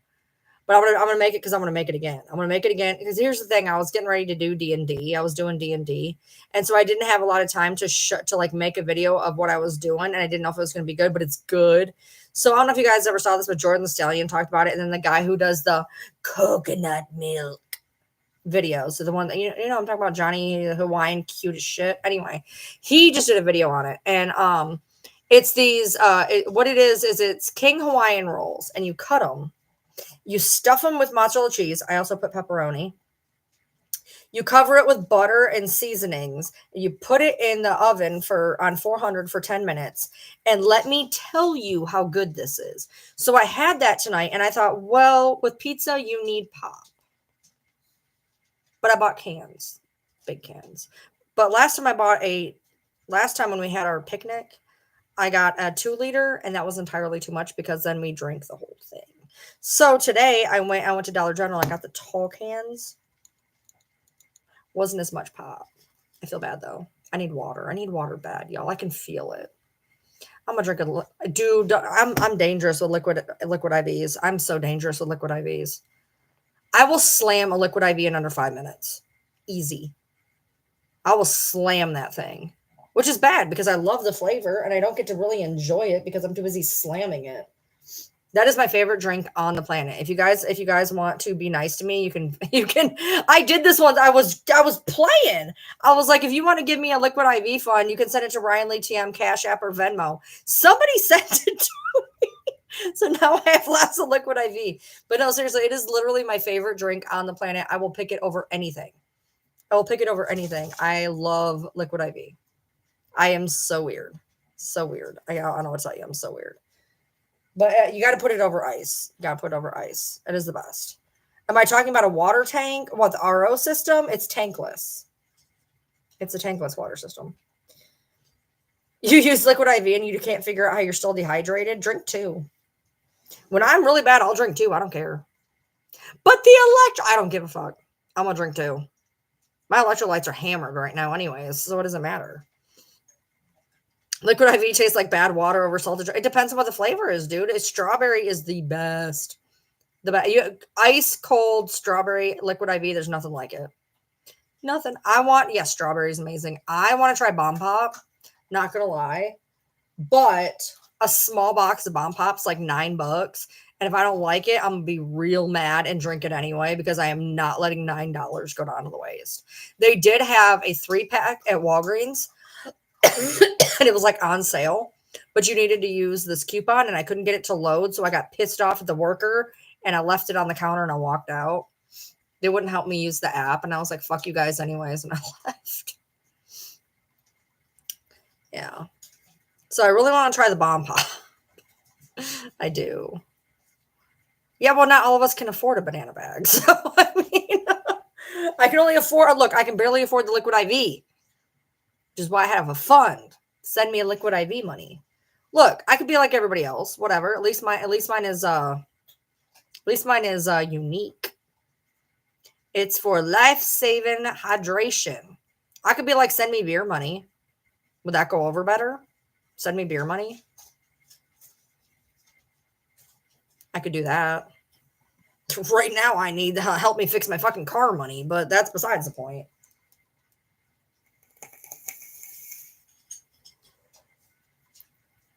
Let me tell you a fun little fact about Kia Souls.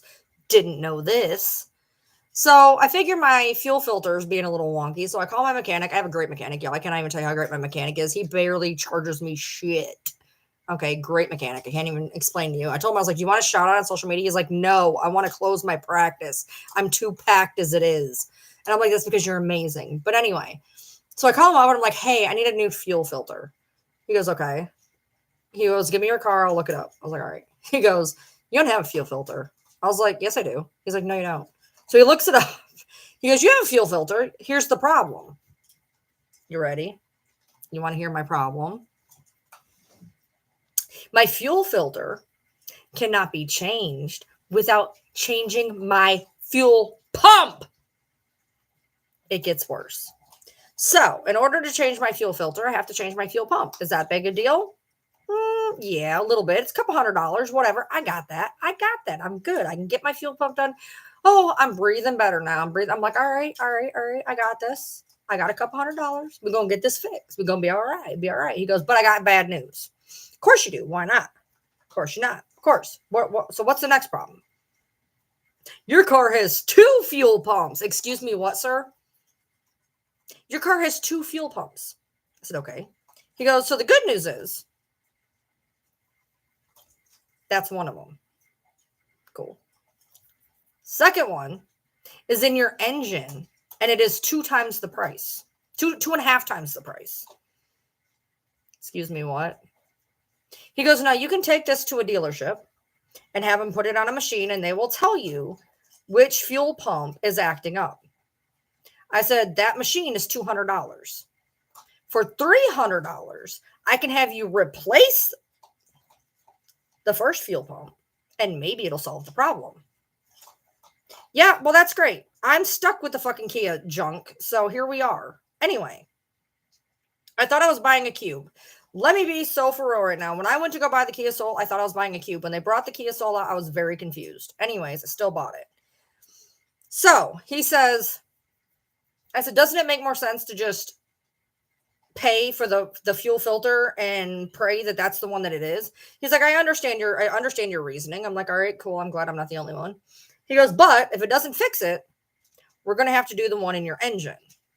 The one in my engine, astronomical, but good news-ish, maybe. I don't know if it's good news for me, but when I Googled, it says that usually if you start having fuel pump issues in a Kia, it's your low pressure one, which is the one in your fuel tank, because your fuel filter is in your fuel tank. Well, at least this one is, whatever. I don't know. Maybe the other one has a fuel filter too. I don't fucking know. Anyways, it's usually the one in the fuel tank, because the fuel tank has all the crap in it. So usually if your fuel pump needs to be replaced, it's usually the cheap one.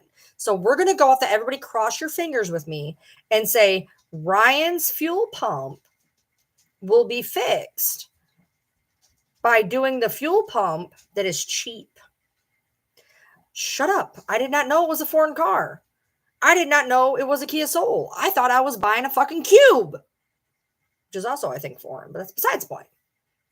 Yes, buy a car from an old person. They will take care of their cars. My mom had a car. It was from 1998. My mom had a 1998 Cavalier.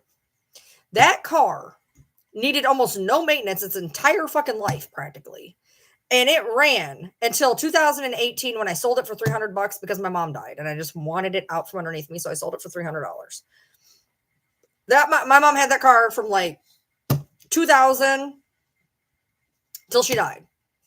And she had like no maintenance done on the damn thing, like ever. It just ran perfectly. The tape player was stuck. It was a tape of me singing, but that's besides the point. I will tell you this, though. I think it's because my mom kind of learned. She was probably in her 20s or 30s. She got a new car.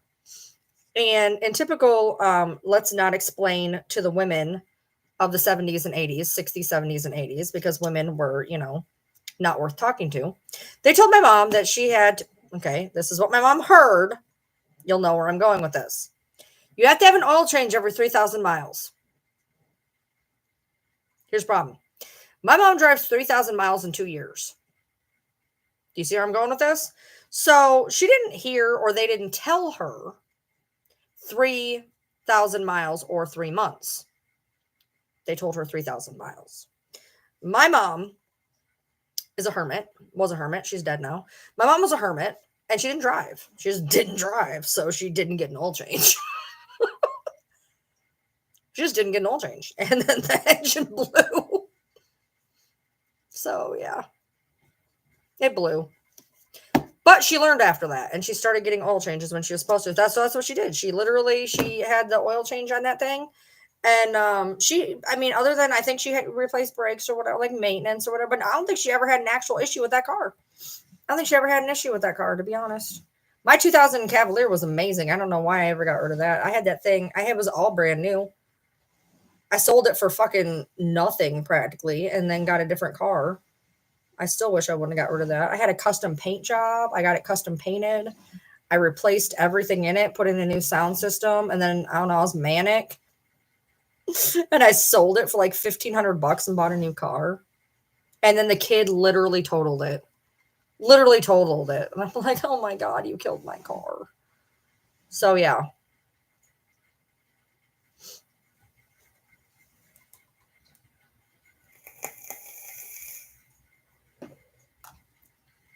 All right, TikTok. Follow me, Ryan Lee Tim, on YouTube. I got to go. I can't keep bending over to smoke. All right, Ryan Lee Tim, all one word, on YouTube. Come follow me over there. Come listen to me over there. I'm going to continue the live over here. And thank you for showing up. I appreciate y'all. And give me a follow over on YouTube, please. Thank you. Adios.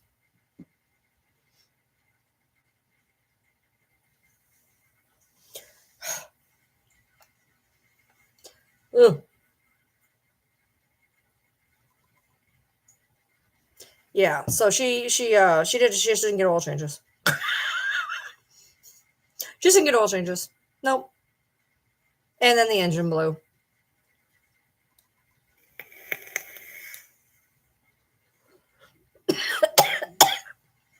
Keep a couple of cars on hand. Where do you think I got money for all that? My mom was a waitress raising me. She didn't have no money. We were bitch poor. Yeah, it's just a vape. I just inhaled it wrong. And then once I start choking, then I want to start puking. This is regular vape. It's see-through. You can see my batteries. Aren't they pretty? Just a regular vape. Yeah, I'm not buying a car off of Facebook Marketplace unless like I absolutely had to under like the worst of circumstances. Here's my thing. My husband's like, well, we could get rid of our car and get a different car. I'm like, look, my car I bought brand new off the lot. I know exactly what's been done on it. I know exactly what's not been done on it. What I'm not going to do is go buy a car maybe 3 years older than my car that they've done no maintenance on, tell me they did the maintenance on it, and then next thing I know, everything starts breaking because I don't know what they've done on it. No, thank you. No, thank you. I'm good. I'd rather my car that I had that I bought off the lot, I know what I've done to it. I know what it needs. I know what it needs right now. It needs a new fuel pump. It needs a power steering flush, and it needs the front bumper replaced. Oh, and it needs shocks. It needs, I've never got the shocks done. I don't remember if or when I ever got a power steering flush. Probably did somewhere, but I think I need another one. My fuel filter's starting to go wonky, so I need to do that. And then, of course, there was the whole dear to my car thing, so I need a new bumper, which I can get that replaced for like nothing. I got a guy who's going to put it on for me, so I just got to get the part. But it's cold, and I'm not going to make him stand outside and do that. So I'll fix that when I get around to it. Plus, I got this thing in the back of my head that if I replace the bumper, I'm just going to hit another fucking deer anyways. So I figure like I'll just drive around this big hole in my bumper until I hit another deer, and then I'll really have to do it or something. I don't know. I don't have the money for it right now anyways. Well, yeah, you're lucky. Most people don't keep logs of their oil changes. I mean, if you're lucky enough to do that, that's awesome. There'd be a damn difference. If I saw a car that was, around, it would have to be a few years older or newer than my car. It wouldn't make any sense. So if I saw a car that was a couple years older than my car and it had all the logs and they had a whole folder of what they've done, hell yeah, I'd buy it. But yeah, I've sold cars on Facebook Marketplace. I just said I wouldn't buy one off of there. I don't trust people, man. I don't trust people. I don't like buying them from freaking dealer. I don't like buying them in general. I feel like nobody's truthful. That's why this car, I bought it brand new off the lot. It had 23,000 miles on it. Bought it right off the lot. It was much easier that way. Got hosed, went 10,000 upside down within the first year. It was great. Matter of fact, let me tell you a story about that. So I'm from the time I was 16 to the time when did I buy this car? From the time I was 16 to 35, I was a car flipper. I'd get a car about every 2 years. I'd just flip. 2012 to 2013, I had 4 cars. And I don't mean like shitty cars. I mean like decent cars, like a couple of years old cars, and including one I bought brand new off the lot. Okay, so I was a car flipper. I got bored with cars, and I would just kind of flip them. So I'm in the Kia Soul for about a year or two. And I'm like, all right, I go to the guy and I'm like, all right, I need a car. He goes, all right. So he looks and he goes, you can't get out of this car. I'm like, yeah, I can. I've been negative before. One of the last ones we turned into, I was 5,000 negative over it. We just rolled it into the next one. Don't do that, by the way. He was like, no, you're like really in the red. Because when you buy them off the lot, you are the minute you drive it off the lot, you lose 4,000 in value immediately. you immediately lose 4,000 in value. And so I don't care. I was manic. So the guy looks at me. This is a real car salesman, you guys. Not even kidding. He looks at me. He goes, I'm going to tell you the same thing I told my parents. Sorry. He goes, total it. I said, what? He goes, take it somewhere and just total it. He's like, that's the only way you're going to get out of it. I'm like, no. I'm not going to go drive my car into a tree to get out of it. That's not going to. What are you doing? Do you want to play? She don't want to play. You're old. You'll break a hip. Why do you want to play all of a sudden? You all right?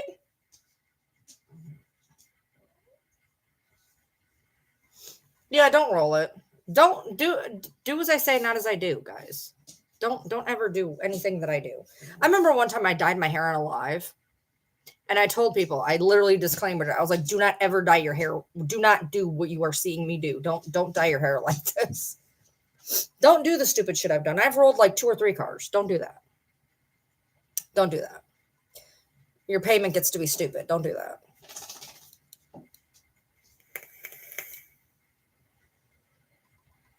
Actually, thinking about it now, I think that's why that's part of the reason we end up in the bankruptcy and COVID.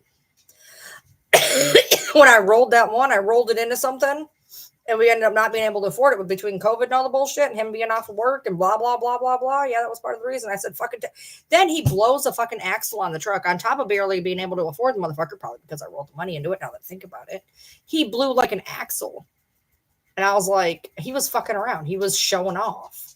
And he popped an axle. And I was like, it's a lawn ornament. I'm not fixing it. I said, you fucked around and found out. It can sit there. Well, we were paying astronomically out the nose for it. Well, at least we were in 2020. Most people would be like, that's not astronomical. That's my car payment. Fuck you. I don't have car payments that high. That's not how I roll. I don't want a car payment over $300.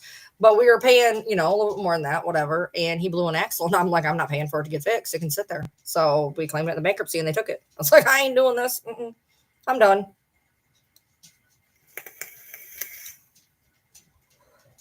COVID was a shit time, dude. Shit time. What are you doing? First of all, you are too old to play. Come here. Come here. Come here. Come here. Hey! Come here. Come here. Hey. You got attitude issues. You don't do car payments? You never catch up like that? Yeah, well, I don't have a bunch of money. Let me tell you about what happened when I had money to throw down on a car. I have a story for everything. I had money. I threw it down on a car, right? Like $8,000. Okay, I didn't have the whole $8,000. I had to I don't know. I think I did a loan for part. No, I don't remember what I did. I had 8,000. I don't know. Anyway, car. Not even kidding. Not even kidding. This was like 2 years ago, 3 years ago, 3 years ago, 4 years ago. I don't fucking know. Anyway, we buy a car. We're test driving it. Water pump goes out while we're driving it. Water pump goes out on my feet. Okay. They fix it. We buy the car. Don't ask. Don't ask me. I'm an idiot. I already know this. Okay. They fix the water pump. We buy the car. We had the car like 3 months, 4 months, 5 months. Very short amount of time. He's driving down the road. The radiator hose pops off. Comes up, cracks the fucking head. Now, mind you, we already needed probably $1,500 to get this car good. It needed stupid shit, but it all added up, right? We needed $1,500 to get it, good. So it sits here, whatever. We think that we knew that something happened to the radiator. It sat here for a while. So we put in a new starter. It won't start. So we put in a new starter. That didn't work. Put in a new battery. That didn't work. We're putting money into it. Don't know what we're doing. So I tow it down to a guy. And Mind you, this is the same time that my Kia, under warranty, motor goes. The motor started acting up, and they did. They gave me a new motor, and they gave me a new catalytic converter. Didn't charge me nothing. Gave me a car rental for 2 months because they couldn't get my engine in. So I have one car in getting a new motor that they were fighting me on to begin with. I take it out of the guy, and he tells me that not only is the radiator done, but it went up, cracked the head, and the motor's toast. So it needed a new motor. It needed whatever with the radiator. It needed the other extra like $1,800 of shit we needed. And he was like, it's going to be just to fix the problem, to get it running. Just to get it running. It was going to cost $3,800. I said, sir, I don't have $3,800. He was like, I was like, keep the truck. I was like, I want $500 for the truck. I was like, I just want the money for the starter and the battery I just put in. I was like, can you give me $500 for the truck? And you could take it. We had this truck, almost $10,000. We had it for like 4 months. And I sold it for $500 because it was a fucking complete lemon. I know, I'm aware they sold me a lemon, obviously. The dealership is no longer there. So I'm pretty sure. It was ran, believe it or not, by a cop in town. It was ran by a cop in town, so stupid me thought it was trustworthy. And we're nice. Whatever, I'm an idiot. But yeah, so I ended up being out all that money for that truck and had nothing to show for it, and it really sucked.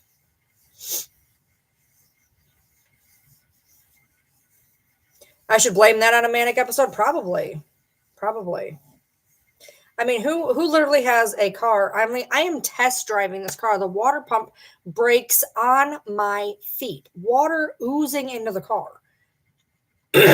We bought the car because they fixed the water pump. We're like, okay, well, the water pump's fixed. Obviously, that's fine. We got the water pump fixed. The car looks good. It drives good. So there was a blip. They fixed it. Not a big deal. Car ran perfectly fine till that blew and cracked the head. And I'm like, oh my God. So yeah, I was out of it. So yeah, I mean, here's another one. So I bought a car off the lot in 2012. This was like my fourth car of that little. There was about a year and a half, 2 year. I had it was 2012. I had a 2008 HHR. I had a 2009 Toyota Camry. I had a 2012 Fiesta, and I had something else because there was 4 cars. And then I had. Let's see, the HHR went into something, but I don't remember, which went into the Fiesta, which went into the Camry. Oh, I remember. Okay, so I had a 2008 HHR. Then I had a Kia car. And then the Kia car went to a Ford Fiesta, which then went to a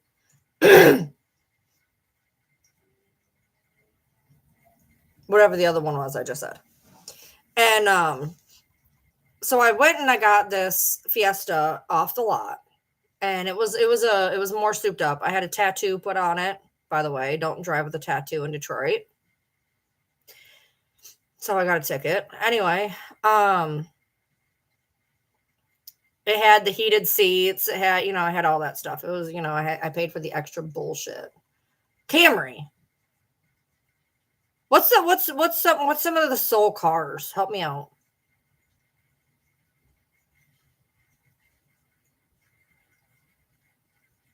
Not Optima.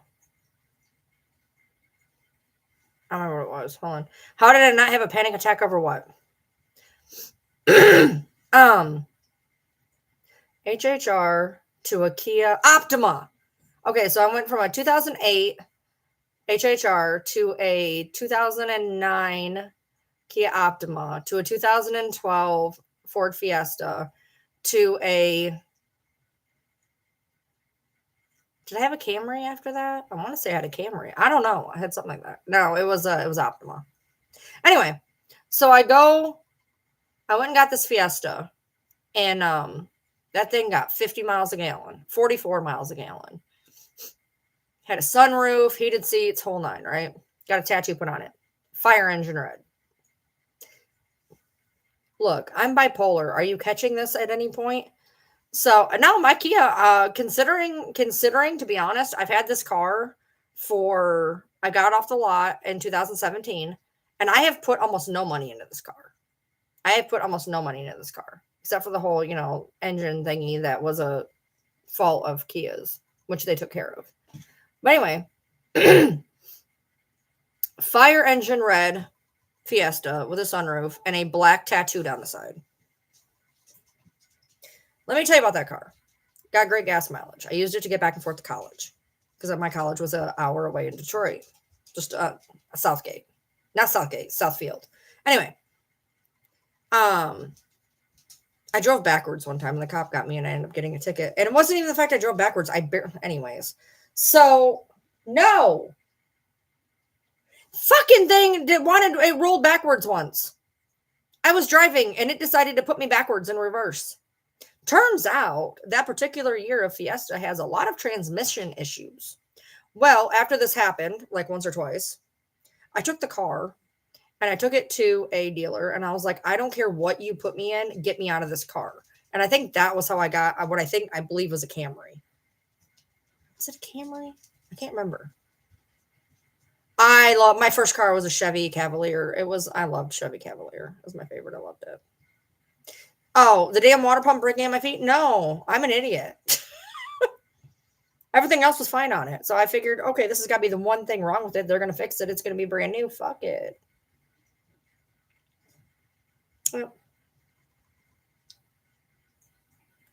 Yep. I'm an idiot.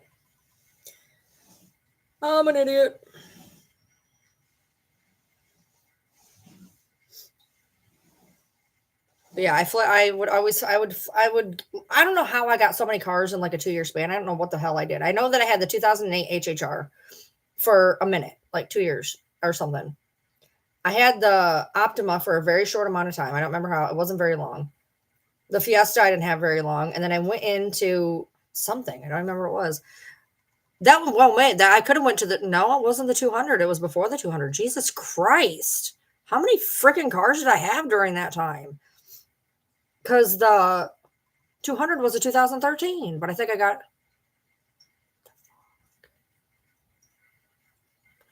in an accident in 2013 in that car. But I didn't buy the car there. Holy shit. I have pictures of me in that car after a car accident. I got into a car accident almost a year apart, almost exactly. And I want to say 2013 and 2014. So what the hell? Because I didn't get into my 200. That's wild. How many freaking cars did I have? That is nuts. Holy shit. That doesn't even make sense. Like the time frame does not make sense. Because I know that when I got out of the Fiesta, I did not go into my 200. That is wild.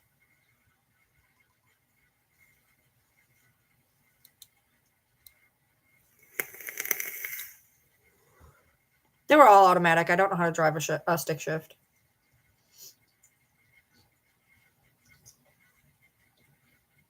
But yeah, I got into an accident in I think it was 2013, 2014. I have pictures of it.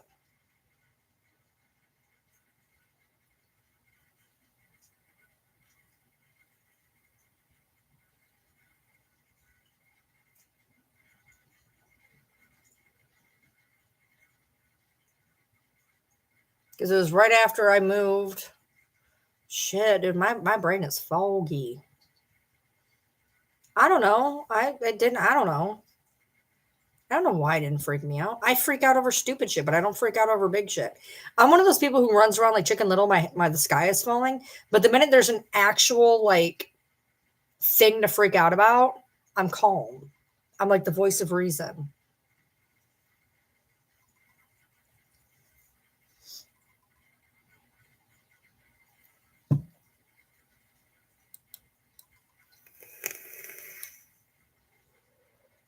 Hello.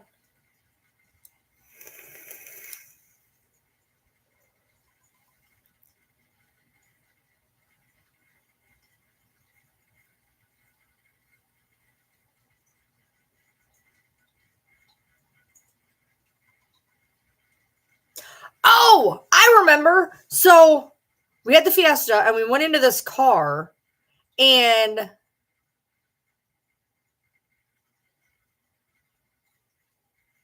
I don't remember what the car was. And we ended up claiming bankruptcy because this was after he got hurt at work and he was off work on workman's comp getting 2/3 pay for like a year. So we went through all of our savings, went through whatever, and obviously a bunch of car changes. Anyway, we declared bankruptcy and we went out the same day before it hit our bankruptcy and went and got the 200. I remember that. Yep, I remember that. So after the Fiesta, there was something I remember. It was whatever that blue car was. We didn't have it very long. I don't remember why I didn't want it. Oh, I think we claimed it in the bankruptcy. Something I don't remember. Anyway, we went like the same day and went and got a new car. And then I got hit twice. Both times wasn't my fault. I was at a dead stop both times, and both times I was hit from the ass end at 50 miles an hour. Yes, Chrysler 200s were amazing. I'd have another one. I would definitely have another one in a heartbeat. As a matter of fact, my husband ended up getting one. After I had one, he had one. And then we traded that in because there was a light on. Instead of fixing the light, we traded the car in for his truck, and that was the truck that we couldn't afford, and that's the one that we were upside down on. No, I don't want to learn how to drive a manual. I have ADHD. That is not a good idea for me. No, that would not be good. Like, my husband can drive a manual all day long. He's a truck driver. Like, you learn, and he already knew how to do it anyway. No. I would not feel safe for myself or anybody else on the road if I drove a manual. And first thing, I would blow an engine so quick. I would blow an engine so quick.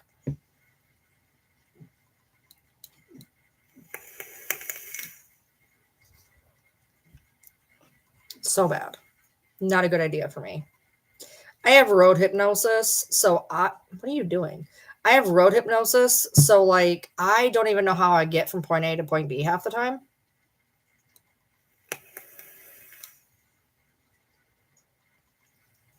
I really don't. I get in the car and the next thing I know I'm there. Muscle memory because I drive the same 5 places. So I have muscle memory. I don't even remember how I get to where I go half the time. Can you imagine just spacing out like that and driving a manual? Not a good idea. Not a good idea at all.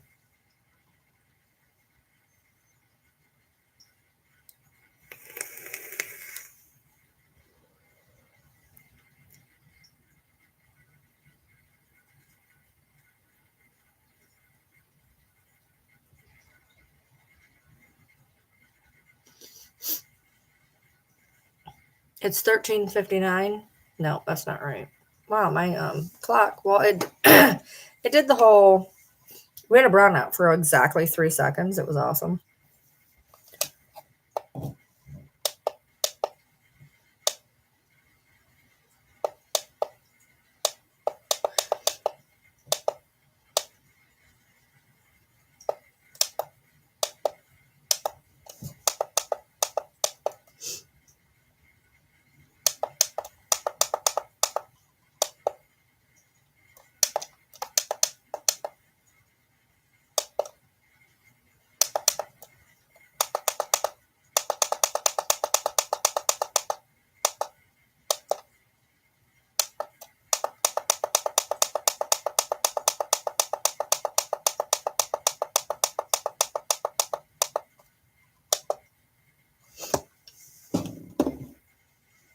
My clock is right now.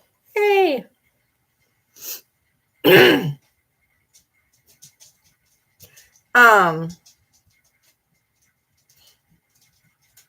How do you flip a bunch of cars if you just said you can't drive?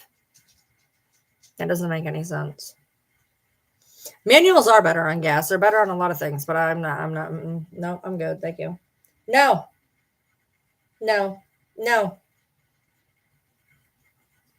No, I will win. I have thumbs.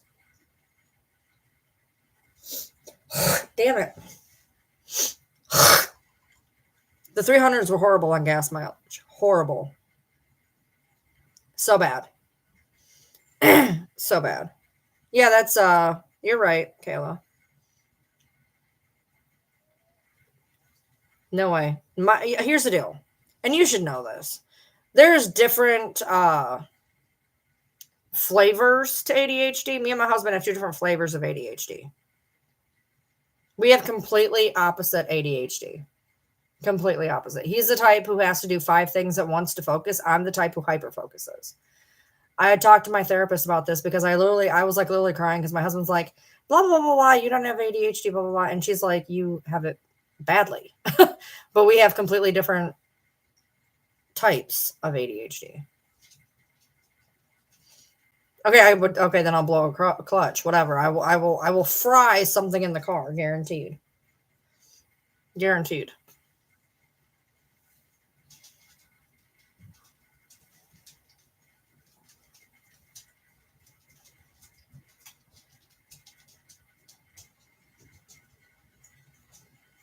No, see, I got a problem. See, I'm gonna offend Sugar Bomb here, who I've never seen before. I have a huge problem with people who don't have a license. I have a huge problem with it. I have a bunch of friends, my whole life. It's been like this. I have so many friends who refuse to get a fucking license. They refuse to get a fucking, yeah, I dissociate awful. I have all these friends who refuse to get a license for a myriad of reasons. And here's my thing. I have a problem with every freaking instance they give me. Look, I don't want to drive either. I have anxiety. I've been hit more times than I care to count. I've been T-boned. I've been rear-ended. I'm good. Like, I don't want to be in a car. Being in a car gives me anxiety. But everybody is like, I can't have a car because blah, blah, blah. Yes, you can. Yes, you can. Instead, you're going to count on everybody else to drive you around. Like, that irritates me to no end, probably because I was always the chauffeur. When I was in school, I was the only one with a car. Other than so my boyfriend, he was, 2 years older than me, so he had a car first. But after we were no longer together, I was the only person I knew who had a car. I was the only person I knew who had a license. And what it always boiled down to was me driving everybody else the fuck around because they couldn't get a car. They didn't have whatever, blah, blah, blah. And then as I got older, it never got better. People still refuse to get their fucking license.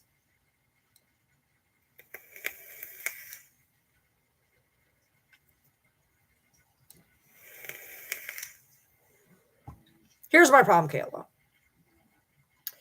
In my mind, and this is just me. Now, you don't have to agree. Nobody has to agree with me. This is simply my take. My take. If you do not have a license and you have a child, you are being irresponsible. I love you, but that's how it works. Here's the deal. Let's say you're home, okay, and your child runs 104 fever. You got to get to the ER stat, right? Your mom's at work. Your friend's at work. Everybody you know is at work. You don't have any money to get a taxi or an Uber or any of that. You can't call an ambulance for a fever. So, if you had a car, you could take care of your child. That is the problem I have. Everybody who did not have a license had kids. And my thing is, if you are home alone, now, granted, you could also be a one-car household where you don't have the car in your possession, which then that would fall under a whole nother fucking thing. We're a one-car household, so I get that. But exactly, not everybody can waste money on an Uber. Yeah, they're not very realistic. I've realized this throughout this live. Buy a bunch of car, just have a couple car spares and get Ubers. And yeah, no, I've realized they're not exactly the most realistic person on the planet. But I have a problem with that, to me, if you have a kid, you should have to have a license. That's just that. That's my personal view. That doesn't mean that everybody has to think that way or whatever. That's just my personal view.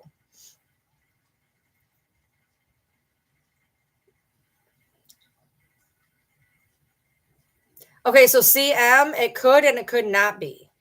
I have a tire. My thing has said low tire pressure for the past 3 years because my sensor broke off. So all my tires are perfectly fine all the time because I check them all the time. All my tires are perfectly fine, but my one light on my back left tire, the sensor broke off, and it's $70 to fix the sensor, and I ain't about to do it. So you'll call an ambulance for 104 fever. Again, like I just said, they're very unrealistic. You do understand that with insurance, even with insurance, you're looking at a couple $100 copay for an ambulance, right? That's with insurance. And I know that because I have insurance and I had an ambulance called and I got the bill for it. And I fought the bill because I told them to take the fucking ambulance and shove it up their ass and did not let them call the ambulance because I knew how much it was going to cost me. And this was 15 years ago.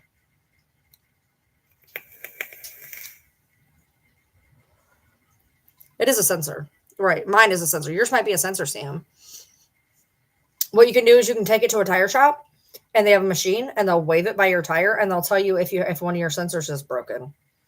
Mine got broken. Like I said, I have no sensor on my left back, but I'm not paying for it because by the time I buy used tires. I refuse to buy new tires anymore because new tires can pop just as easily as old tires. I have found that out the hard way. And so I buy used tires and I'm not going to pay $70 for a sensor and $40 for a tire. That's stupid. So it can just say it's low for the rest of its life. I don't care.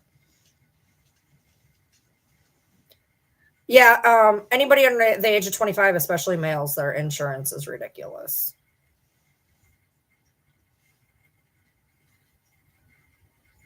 It showed a week or two and then the tire went. Well, like I said, it could be, but what I would do is go check all your tires. And if they all say that they're good and your tire light's still on, it's a sensor. They can still go flat. They can tear. They can do a lot of things.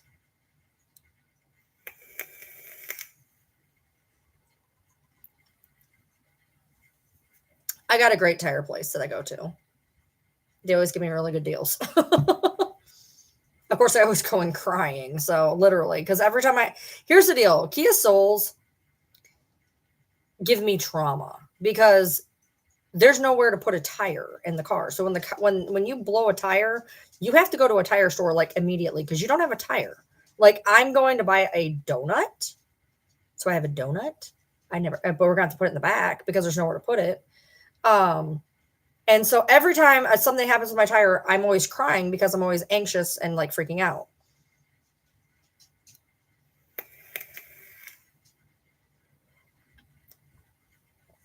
Well, a sensor can cost $20, but here's the deal. So I can go get a sensor. The problem is sometimes they don't come programmed, so then you got to program them. That costs more money, and then you got to find somebody who's going to put it on. And the only place in town that puts them on here that they told me I could bring in my own sensor, but then they may have to program it, whatever. So it ends up being like $70. No, thank you. I'm good.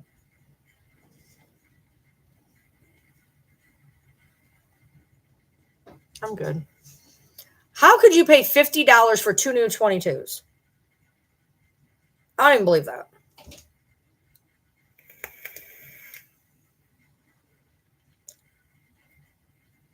I don't believe that at all. Look, I don't even drive great vehicles, but even when you buy a brand new tire, the shittiest of tires, which is what I get, the shittiest of tires, the shittiest of tires, you ain't going to pay under $135 for a brand new tire. Now, if you're talking a gently used new tire, that's a little different. But I've never seen a brand new tire under $135.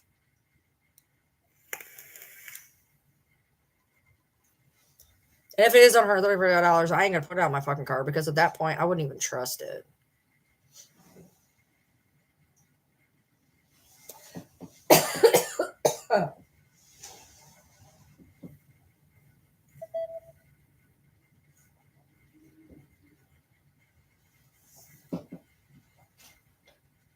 Right now, Target is now warning of significant price hikes coming in the coming days as a result of Donald Trump. It has just come out that Target is talking about. Somebody just put on there, this video needs very more views. I'm like, what video are you talking about? Give me 1 second. Watch out. Here, you want a drink? Let's go. Come on. I know that's what you want. Come on. Go get a drink. Let's go. I'll be right back.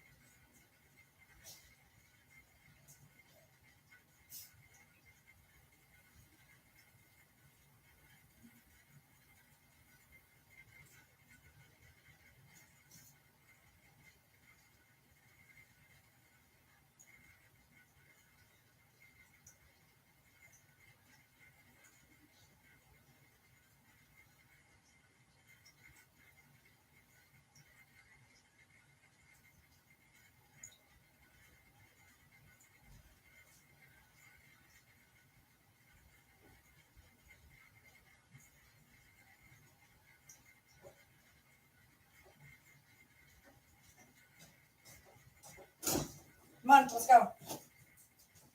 Come on, get in here. Thank you.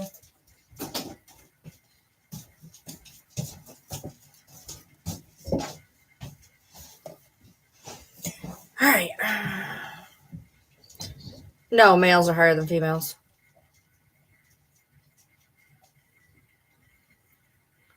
She's in Kentucky.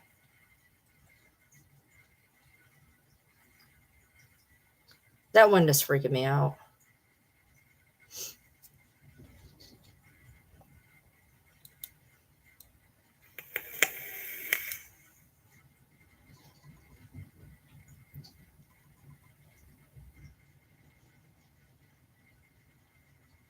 Like, I'm going to start completely dissociating at this point. I do not like wind.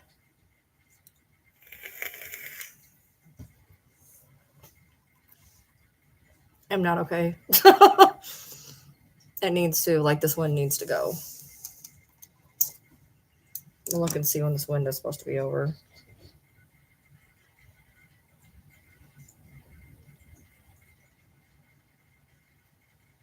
It says till 3 a.m.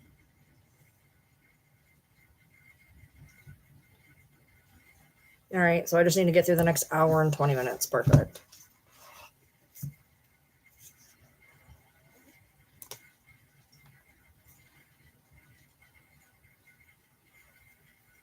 I hate high wind to begin with, but I really hate it at night. It's that whole, like, not knowing where things are type deal.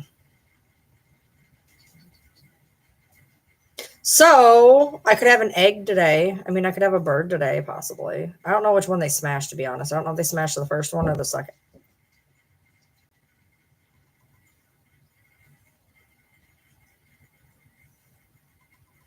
I don't know if they smashed the first one or the second one. So I could have a bird if I'm going to have a bird today. Somewhere between today and the 11th. So.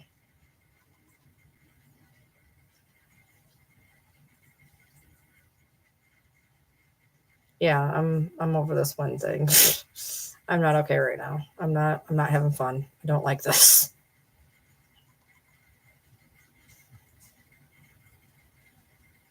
Not a fan.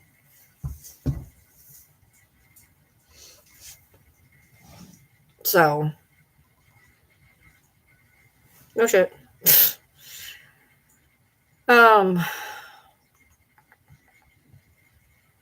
Help me. I've run out of things. I've talked about so many things this live because I haven't been having lives, and then I just ended up like word vomiting for like the past 2 hours. So, whoops.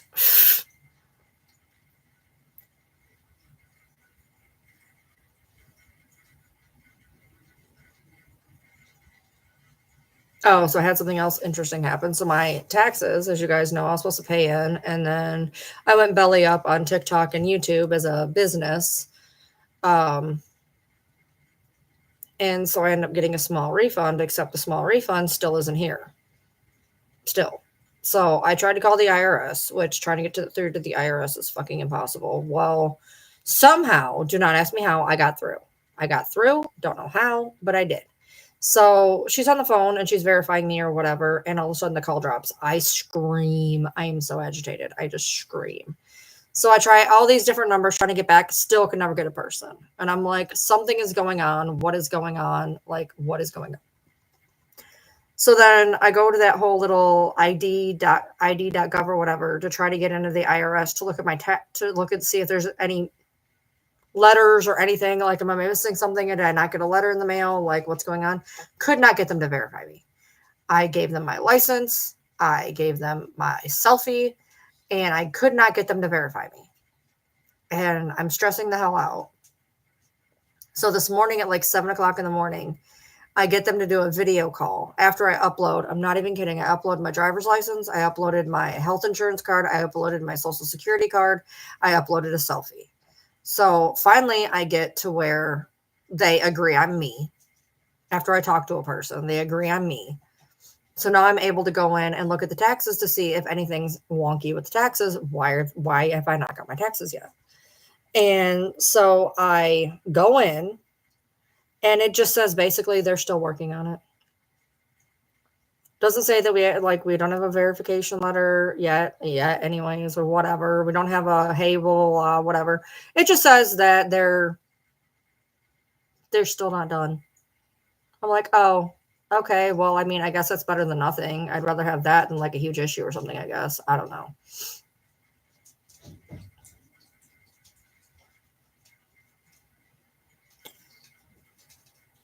But it was nice that they finally verified me. So, hey, I can actually check things now.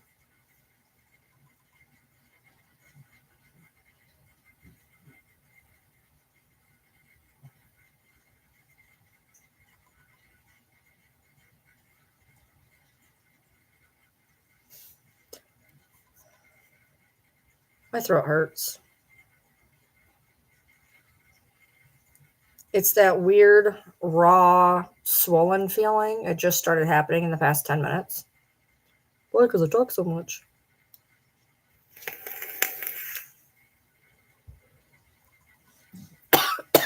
Maybe it's the vape.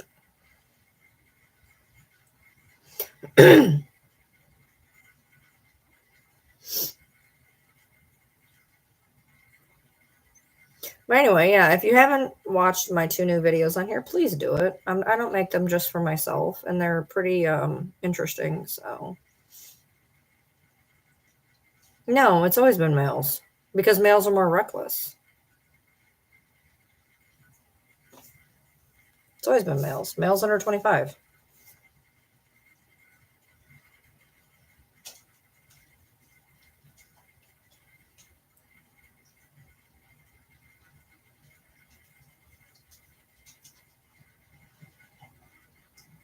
Men pay significantly more for car insurance than women in their teen years, while women pay slightly higher premiums in later years. I guess they had cost that to menopause. Now, it's like I said, women seem to pay more later in life. What group has the highest car insurance rates? Young drivers 16 to 24. Obviously, that would make sense.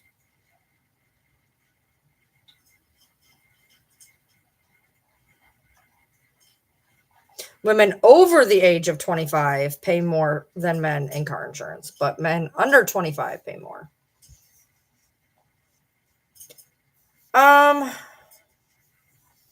Because that's how it always is, social.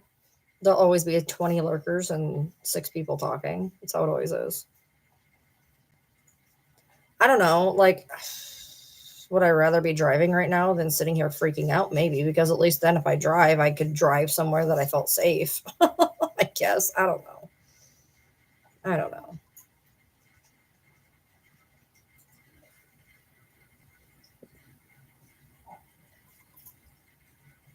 I just hear the wind. Like, it's bothering me. I don't like it.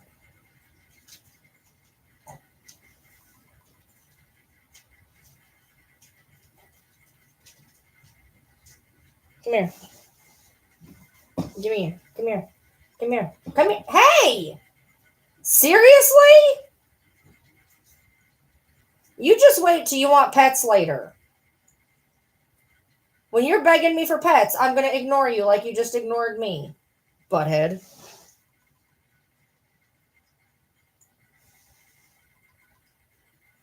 Our healthcare system is definitely broken, and it's about to be a lot more broken if it passes Senate. It passed House, so if it passed Senate, there's going to be a lot more people, a lot more screwed. But we don't want to talk about that, do we? Peppy. Pep. Your sister's being mean. You want to come here? You want to come here? Come here. Hey. Peppy. Peppy. Oh, no. I don't want to talk to you now. Come here, Peppy. Peppers. Your sissy's being mean to me. Don't give me that. Your sissy's being mean to me. She's being mean. Are you going to be nice to me? See if you pet me? What? I'll pet you. No. I want to know what she's doing now. She wanted nothing to do with me. Here, just get down. You guys are mean. What, now you want to come here? Hey. Come here. No? Fine. I don't like you either. Want to come here? Come here. Come here. Really? Come here. Hey. Come here. Give me your legs. Thank you. Ugh! Oh, it's not the fact I'm getting a bird. I have 2 birds, and they have an egg. So I don't know what's going on, if I'm going to have a baby bird or not. It's supposed to hatch sometime between now and the 11th, depending on which egg it is. I don't know which egg it is because they smashed one of them. I went to look in the cage, and all of a sudden there was only 1 egg. So I don't know if they smashed the second one or the first one.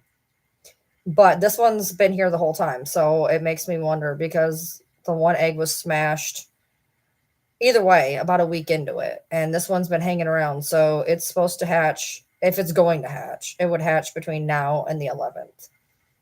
If it's the first egg, it'd be between now and the 8th, and if it's the second egg, it'd be between the 8th and the 11th because they were about 3 days apart. I love you. I love you. I love you.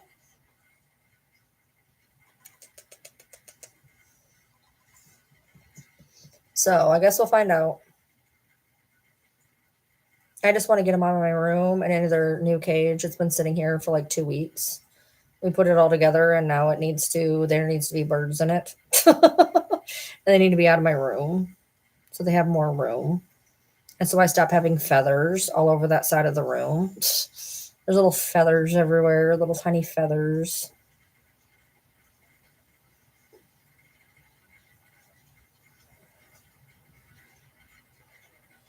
Yeah, except insulin no longer has a cap, which is why a kid just died. Insulin no longer has the $35 cap. They got rid of that. I love you. Hey. I love you. What is that? Oh. I love you. I love you. I love you. I love you. I'm going to squeeze you till your head flies off. Ready?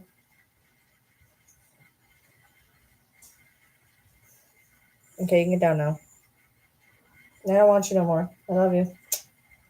I love you.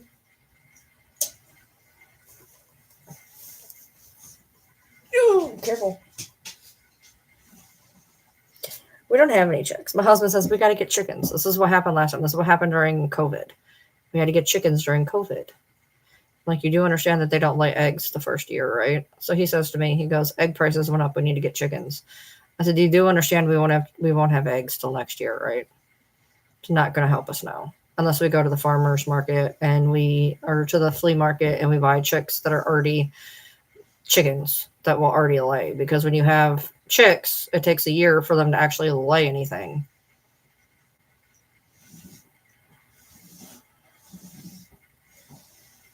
Yeah, I voice text everything, and people don't even understand what I'm saying half the time.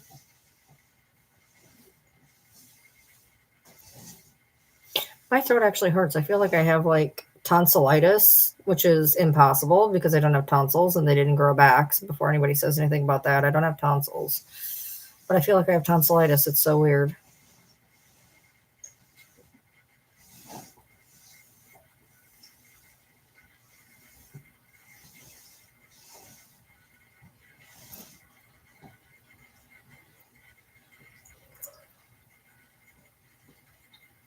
One of these days when there's, 25 people in here just chilling, doing nothing, I'm just going to leave the live going. I'm just going to start a live one of these. I'm going to start a live one of these days and let like 20 some people show up and then just take off. Right now, Target is now warning of significant price hikes coming in the coming days as a result of Donald Trump. It has just come out. And I'm going to just let it run because if there's just going to be lurkers, they're just sitting here and walking away. I can just do like no work.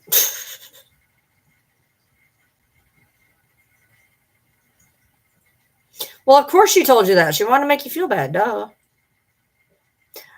They are after the age of 25. I just said that. I just looked it up on like 16 different sites. Women are after 25, but originally boys between 16 and 24 are charged the highest, and then women overall are charged more after the age of 25.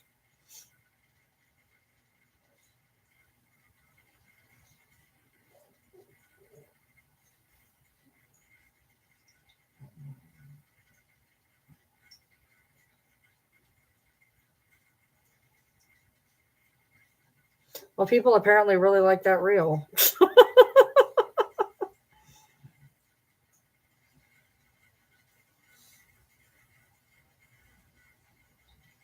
What?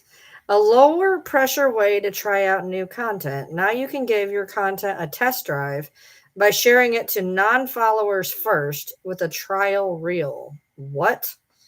That doesn't even make sense. Oh.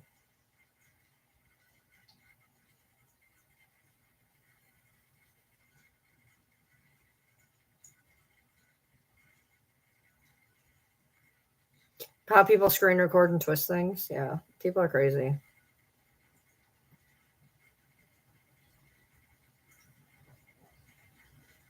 Oh, I agree. Oh, was there more protests today? Wait, what? Ever recorded a 41-point jump.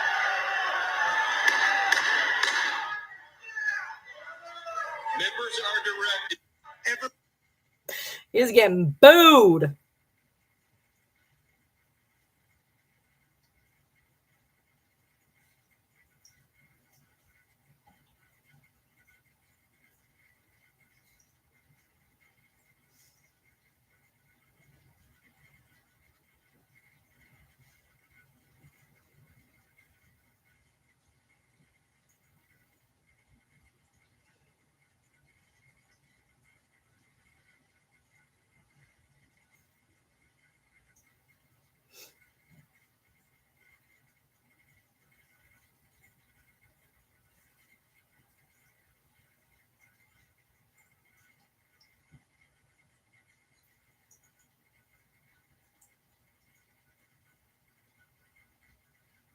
We successfully bullied Casey Anthony off TikTok. Is she off TikTok?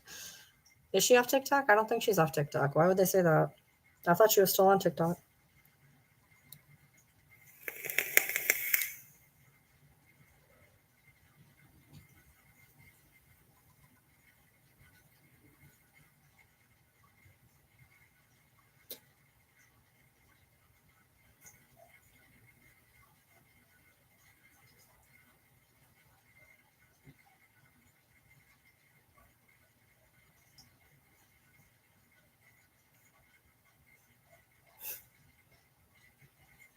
What did Al Green do? Everybody's talking about Al Green. What happened?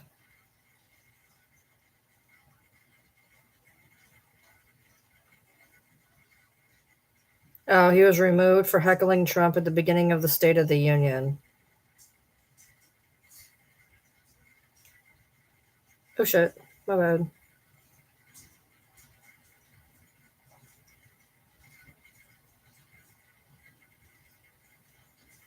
Wait, what?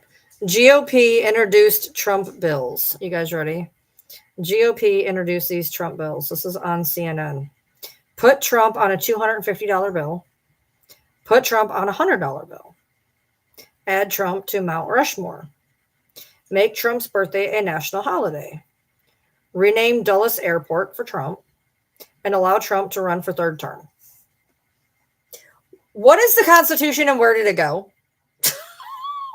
I'm just asking as a friend, where is the Constitution and where did it go?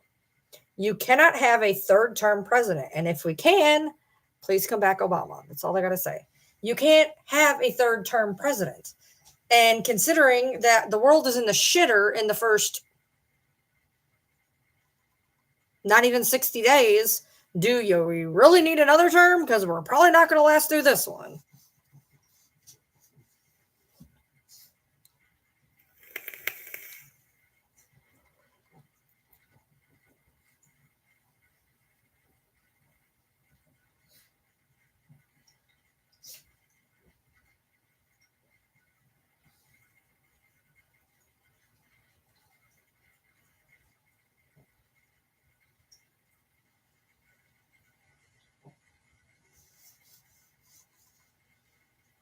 Yeah, the third term thing's been floated since like the third week. I love the fact that Tesla is tanking. That is great. And I love the fact that Elon, who has all of his money tied up in all this shit, is going to end up screwed because he wants to screw all of us. We don't even buy eggs anymore. Can't afford them. You're way behind, Brad. Are you watching on a delay?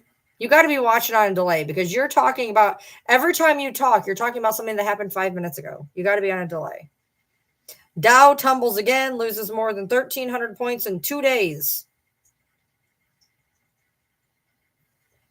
Oh, here's a tweet from Donald Trump in 2012. If the Dow drops 1,000 points in 2 days, the president should be impeached immediately. Dow tumbles again, loses more than 1,300 points in 2 days. Trump ignites trade war. Live updates. So in 2012, he said that they should be impeached if that happens, and here he is doing it. Shocker.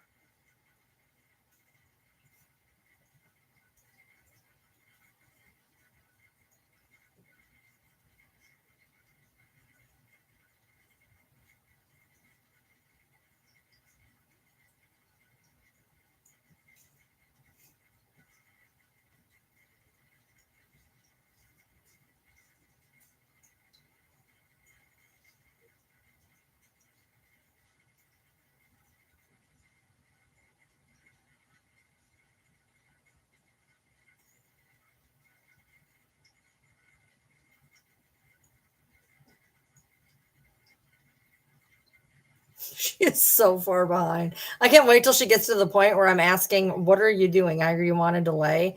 Give it about 5 minutes. Give it about 5 minutes. And she'll be like, yeah, I'm on a delay. I don't know if she realizes she's on a delay. That's so funny.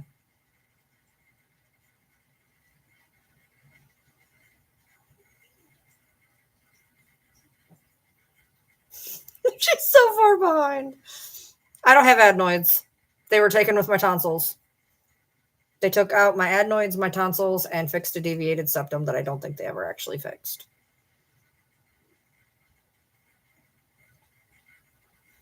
I want to know why it's okay that Elon Musk is using his child as a human shield. Is anybody realizing that he uses his child as a human shield? He is not a hands-on father. He never has been.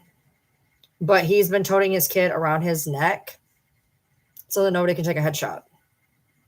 And it's not because he cares about his kid, because he literally left his kid up on a stage and just left him there one day. There's video of him just literally, his kid is up on the stage and he's just gone because it was a place where he felt good or whatever. But whenever he's anywhere of importance, he's got that kid wrapped around him like a human shield. That kid, when he's 13, 14, 15 years old and he looks back and realizes his dad put his life in danger every goddamn day, I can't wait to see how that's going to affect their relationship.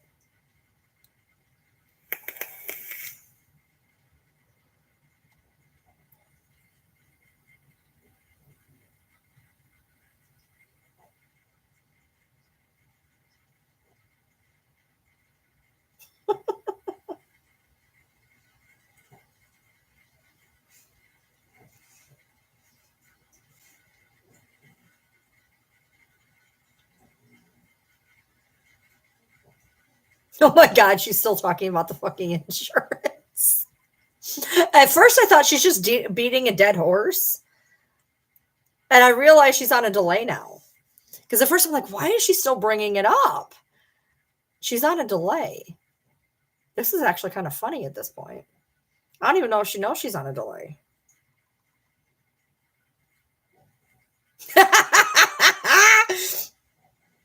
If you could tell Donald Trump anything tonight, what would you tell him? Jasmine Crockett says, grow a spine and stop being Putin's hoe. I love her. She needs to be president. Damn, he really did tank the stock market. Holy Christ. Look at that graph. It tanked. Shit.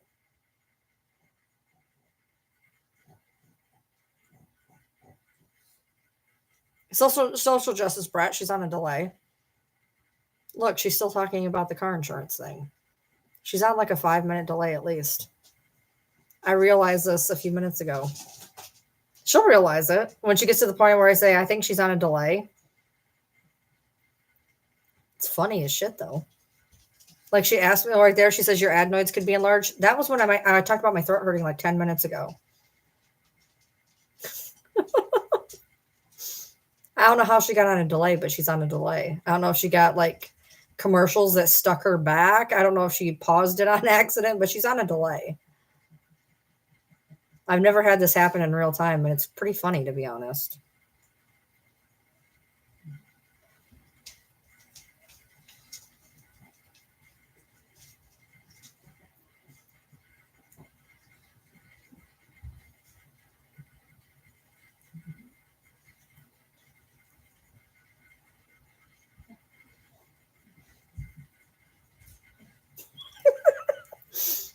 At this point, we're all collectively just giggling. At least I am.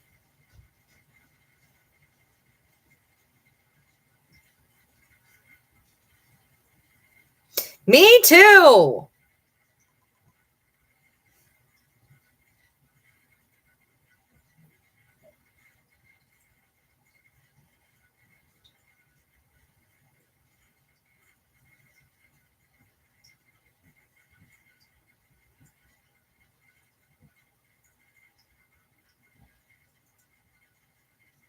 Elon appears to be wearing a safe lifestyle vest, 3+ concealable Kevlar vest under his shirt. That's why he looks this way. He's terrified and in fear for his life. Yeah, he's wearing Kevlar vest, and he's wearing his child as a human shield. If one thing that anybody has taught us is school shootings, people don't care about kids. The fact that he would literally put his son's life in jeopardy like that is wild to me. She hasn't realized it yet. Look, she's talking about Casey Anthony.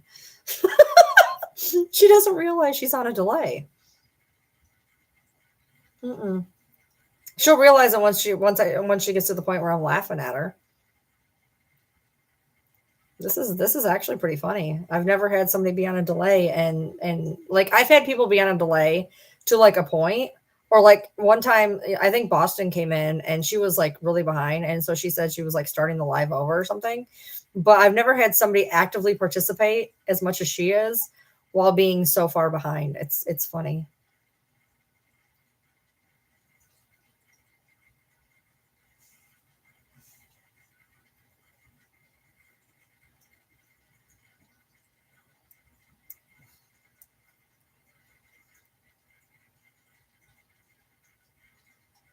Hello.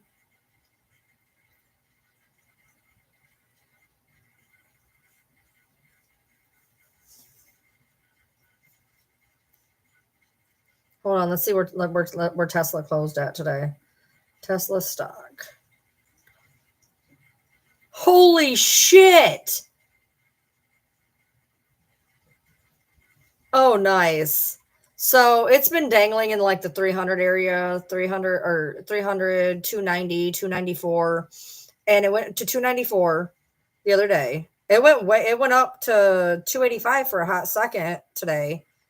And damn, it went down to 260 right before noon. And so like the lowest it's been so far has been 181 that I've been watching. It closed at 272 today. It was at 430 or 460 something before he opened his mouth with all this stuff.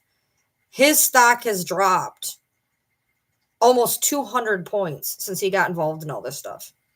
People are turning in their Teslas left and right. You should be on Threads. It's amazing.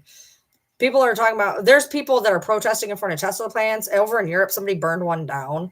Tesla is getting 100% tariffs in some places. It's wild.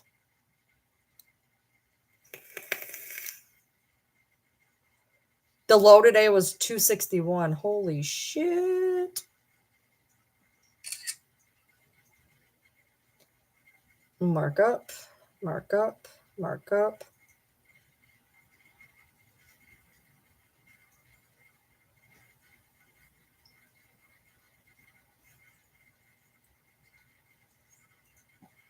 Done. Save.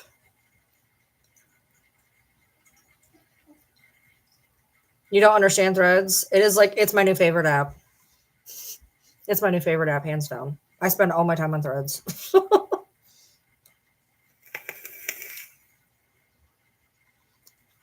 I've been on there for like a month, and like that is my new app. Basically, all you do, not even kidding, is you just yell out into the void. You just write stuff down, and then people will either like it, we treat it, or ignore it. And like, I just had one, I've had a couple of them that have gotten like, getting 100 views can be hard. Getting 50 views can be hard. I just had one of them get like 25,000 views. But yeah, you talk about pretty much anything there. You like when you're FYP, mine can be anything from pictures of dogs to Tesla stock to bad mom jokes to like, it's all over the place. Oh, look at her. She says I might be on a delay. Look at her. I might be on a delay.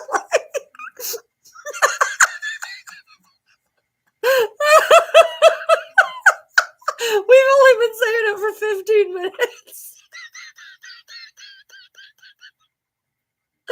Oh my god, I haven't laughed this hard all day.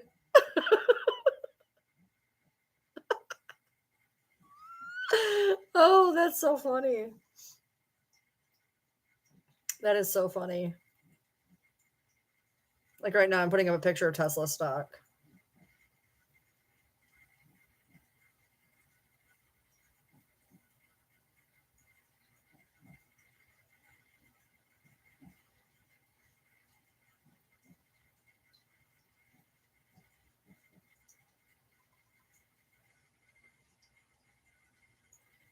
Where's the hashtag? You can only use one hashtag though, so that kind of sucks. So you have to be real careful with your hashtags, but there we go. She finally realized it, folks. So basically, not only that, but so anybody who has Threads who's on Instagram will immediately follow you to Threads, which is kind of inconvenient if you don't want anybody that you know following you on Threads, which a lot of people don't. A lot of people will purposely erase people that they know off of Threads because the person you are on Threads is completely different from from how you are in real life. The most unhinged parts of you go on to Threads. So a lot of people don't want people that know them to be on their Threads. Yeah, look, see, like right here, I got no likes, 1 like, no likes, 2 likes, 2, 3, none, 3, 1, 21, 2, none, 1, 1, 6, 5, 1, 4, 3, none, 1, 78, none, 2006. 2600. It just depends. It just depends.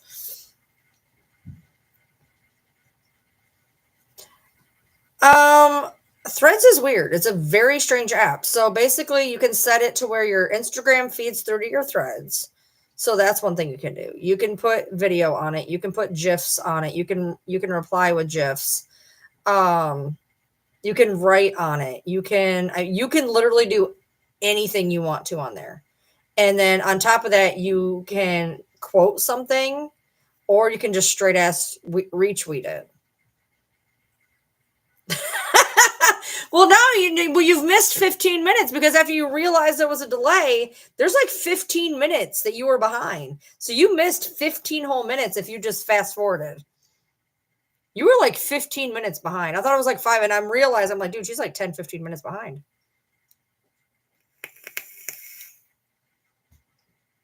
The next 15 minutes is us laughing at you, though, to be honest. Because every time you comment, we're like, yeah, she's on delay. Literally. So like, okay, so just to give you an idea. So I did a picture of Tesla's stock, a picture of aphantasia, asking if we're mad at the parents who chose not to vaccinate their kid who dies in Texas. That was a big one of mine. A picture of popcorn, a video of my dinner, a video of Trump's new Gaza,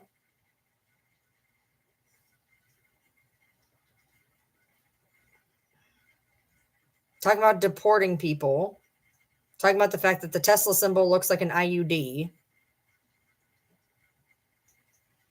It's all over the place. My head hurts, my throat hurts. I don't know what's going on. It's weird. But yeah, like it hurts to swallow a little bit right now. It's really weird. It's weird because like I don't have tonsils, I don't have adenoids, I don't have anything. So I don't know why it's doing this, but I feel like I got almost like a pharyngitis thing going on. Pharyngitis, tonsillitis, laryngitis thing going on. I don't think I have strep or anything. So I don't know. Because the problem is somebody put out a misinformation study back in like the 80s, 90s, that they said that vaccines cause autism. And then it was proven to be false. And like they lost their license over that shit. And because people read it, it must be true. And so now there's this whole thing that vaccines cause autism. And so that's why people won't get their kids vaccinated, even though it's been proven to be false.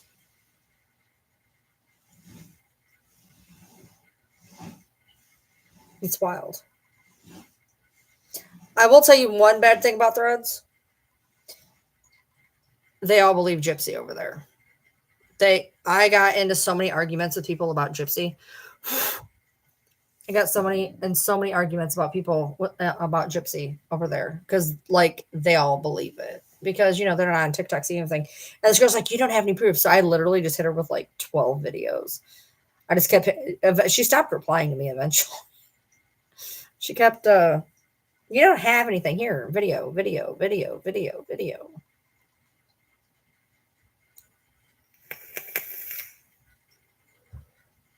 I don't know why I keep vaping. It's making my throat hurt worse.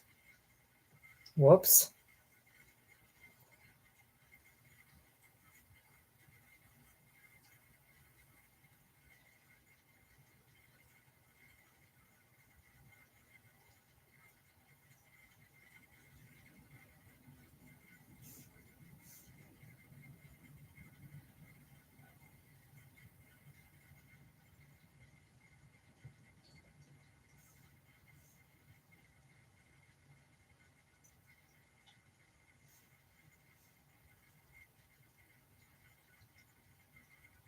Oh, wait, what the fuck just happened? Oh, God, I'm blind. Hold on. Oh, you gotta be kidding me. Holy shit. So, I don't know if you guys... No, I didn't know any of this. But at the State of the Union address... This is wild. At the State of the Union address, I'm looking at the picture. Behind it, or whatever, they panned to the Democrats, and they're holding up signs... Save Medicaid, Musk steals. protect veterans, false.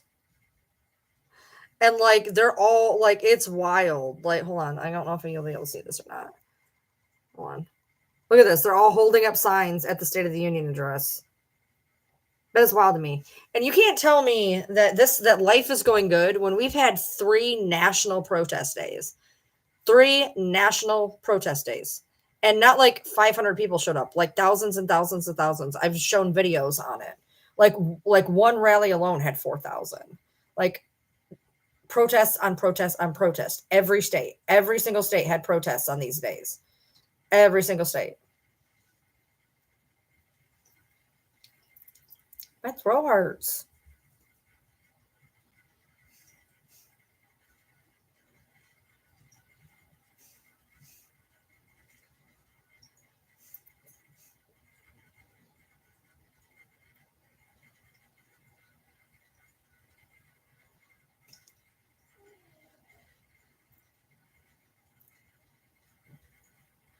I feel that. Please don't say huh when I have brain fog. You heard what I said and I have no idea what it was. I feel that. I hate when I'm saying something, somebody's like, what? I'm like, what?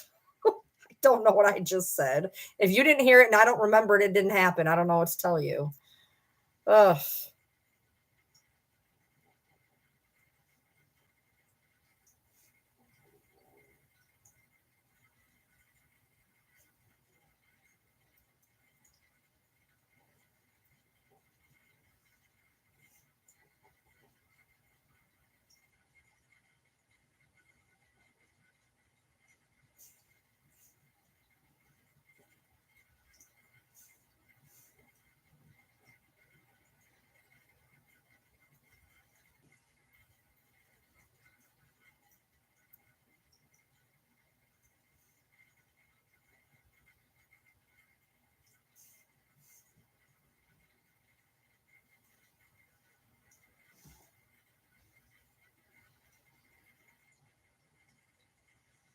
Why is it stupid?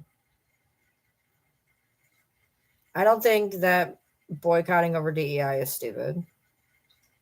Here's my problem though with boycotts. One day isn't going to do anything. Like what people are doing to Tesla, awesome. What people are doing to Target, awesome. But you can't just boycott one day, especially because people will buy the day before, the day after, because so they won't participate in that day. But if you're going to buy it the day before or the day after, you're not actually boycotting, which I think is lost on a lot of people. They're like, I literally watched people say, "Oh yeah, I'm not going to shop the 28th. I'm going to go get everything I need on the 27th." You're still buying it. You're just buying it a day early. That doesn't count. That's not how boycotting works, dude. Boycotting means you don't buy it in general. Not you buy it a day ahead of time or a day after time. You don't buy it in general. Like that's not how boycotting works. But people boycotting Target the way they are, people boycotting Tesla the way they are, hell yeah, because it's long range action. And this has been going on and going on and going on, and it's making an actual, Target has lost billions. Tesla has lost billions. Not millions, billions. Let me see if I can find, let's see. Target lost, hold on. Target's lost 12.4 billion so far. Yep. As of 2 days ago, Target took a 12.4 billion hit from people protesting. Let's see what Tesla did. Tesla, what did I just say?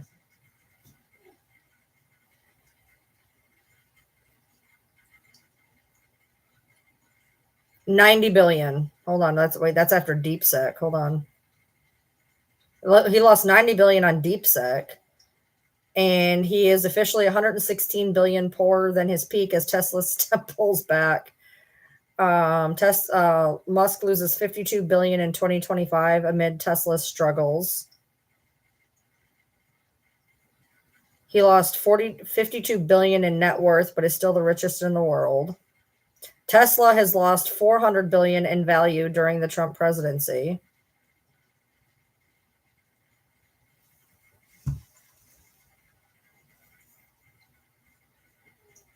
Oh yeah, DEI. My husband don't even understand the complete complexity of DEI. We've had some arguments over what exactly DEI entails.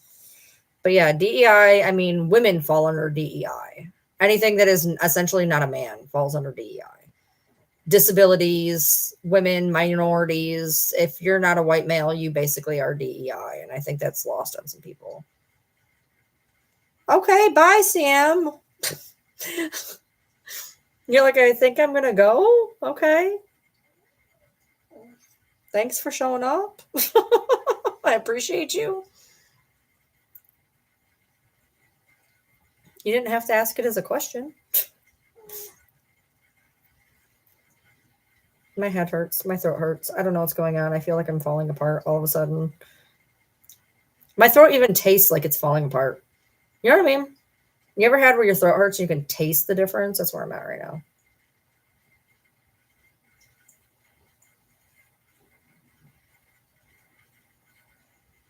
A boycott against Kroger? I don't think so. I thought Kroger was on the good list. Hold on.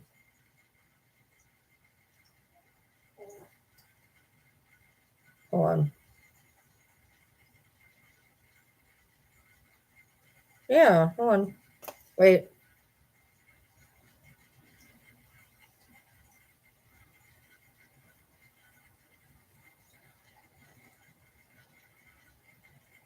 Yeah, there's lists of where you can go.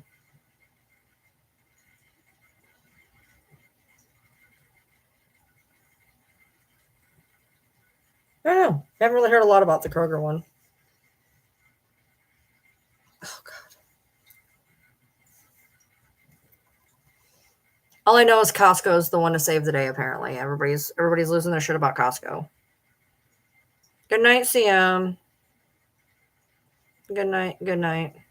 Good night, sweetheart. Well, it's time to go. Do do do do. Oh, I have a headache. How about not getting sick? I don't think I am. I hope I'm not. But I don't think I am.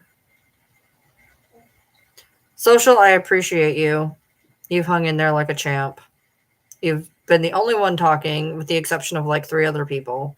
You've been here pretty much the entire time, and you've actually interacted in a way that made this live very bearable. So I appreciate you greatly.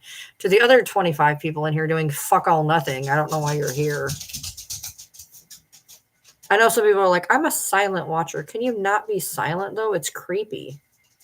It's creepy. It's just straight up, it's creepy. Like, I don't know you're in here. You're not saying anything, and it's just weird to me. All right. Good night, Fancy. I'm going to be getting off here in just a second. I'm waiting 2 more minutes. I'm waiting for 3 o'clock or 3 hours exactly. I'm at 2 hours and 58 seconds. So I got about a minute and a half countdown. I'm not. I have to get him up at 5:30. I have to get him up at 5:30. So 5:36 is the rules today. He's delivering in Evansville, and they're an hour behind us, so he's allowed to go to work an hour later because he will be delivering and time zone behind us. So he gets to get up a little bit later today. He had me buy a squirt gun for days he doesn't want to get up. I'm supposed to squirt him in the face, which I've been suggesting for months, but apparently because he thought of it, that's good. Oh, okay. Goodbye, Hoko. I don't care. This isn't an airport. I don't need to hear your departure. Nobody asked you to be here. And I've not been grumpy at all this entire life. If this is what you consider grumpy, I'd hate for you to see me as an actual grump. Here, let me help. You won't have to worry about finding me ever again. Here you go. Bye, bitch. No, Costco's the good one. Costco's the good one. Everybody's freaking out about Costco. Costco's the creme de la creme right now. They're the good one. They kept DEI. They have $1.50 hot dogs. Like, people are happy with Costco. People are driving miles and hours to get to Costco's right now. It's all over Threads. So Now my neck hurts. You guys, I'm falling apart. I am absolutely falling apart. It's so bad. All right, peace out. It's been 3 hours and I hurt. So thank you so much, Social. I appreciate you. And I'm going to peace out. Bye.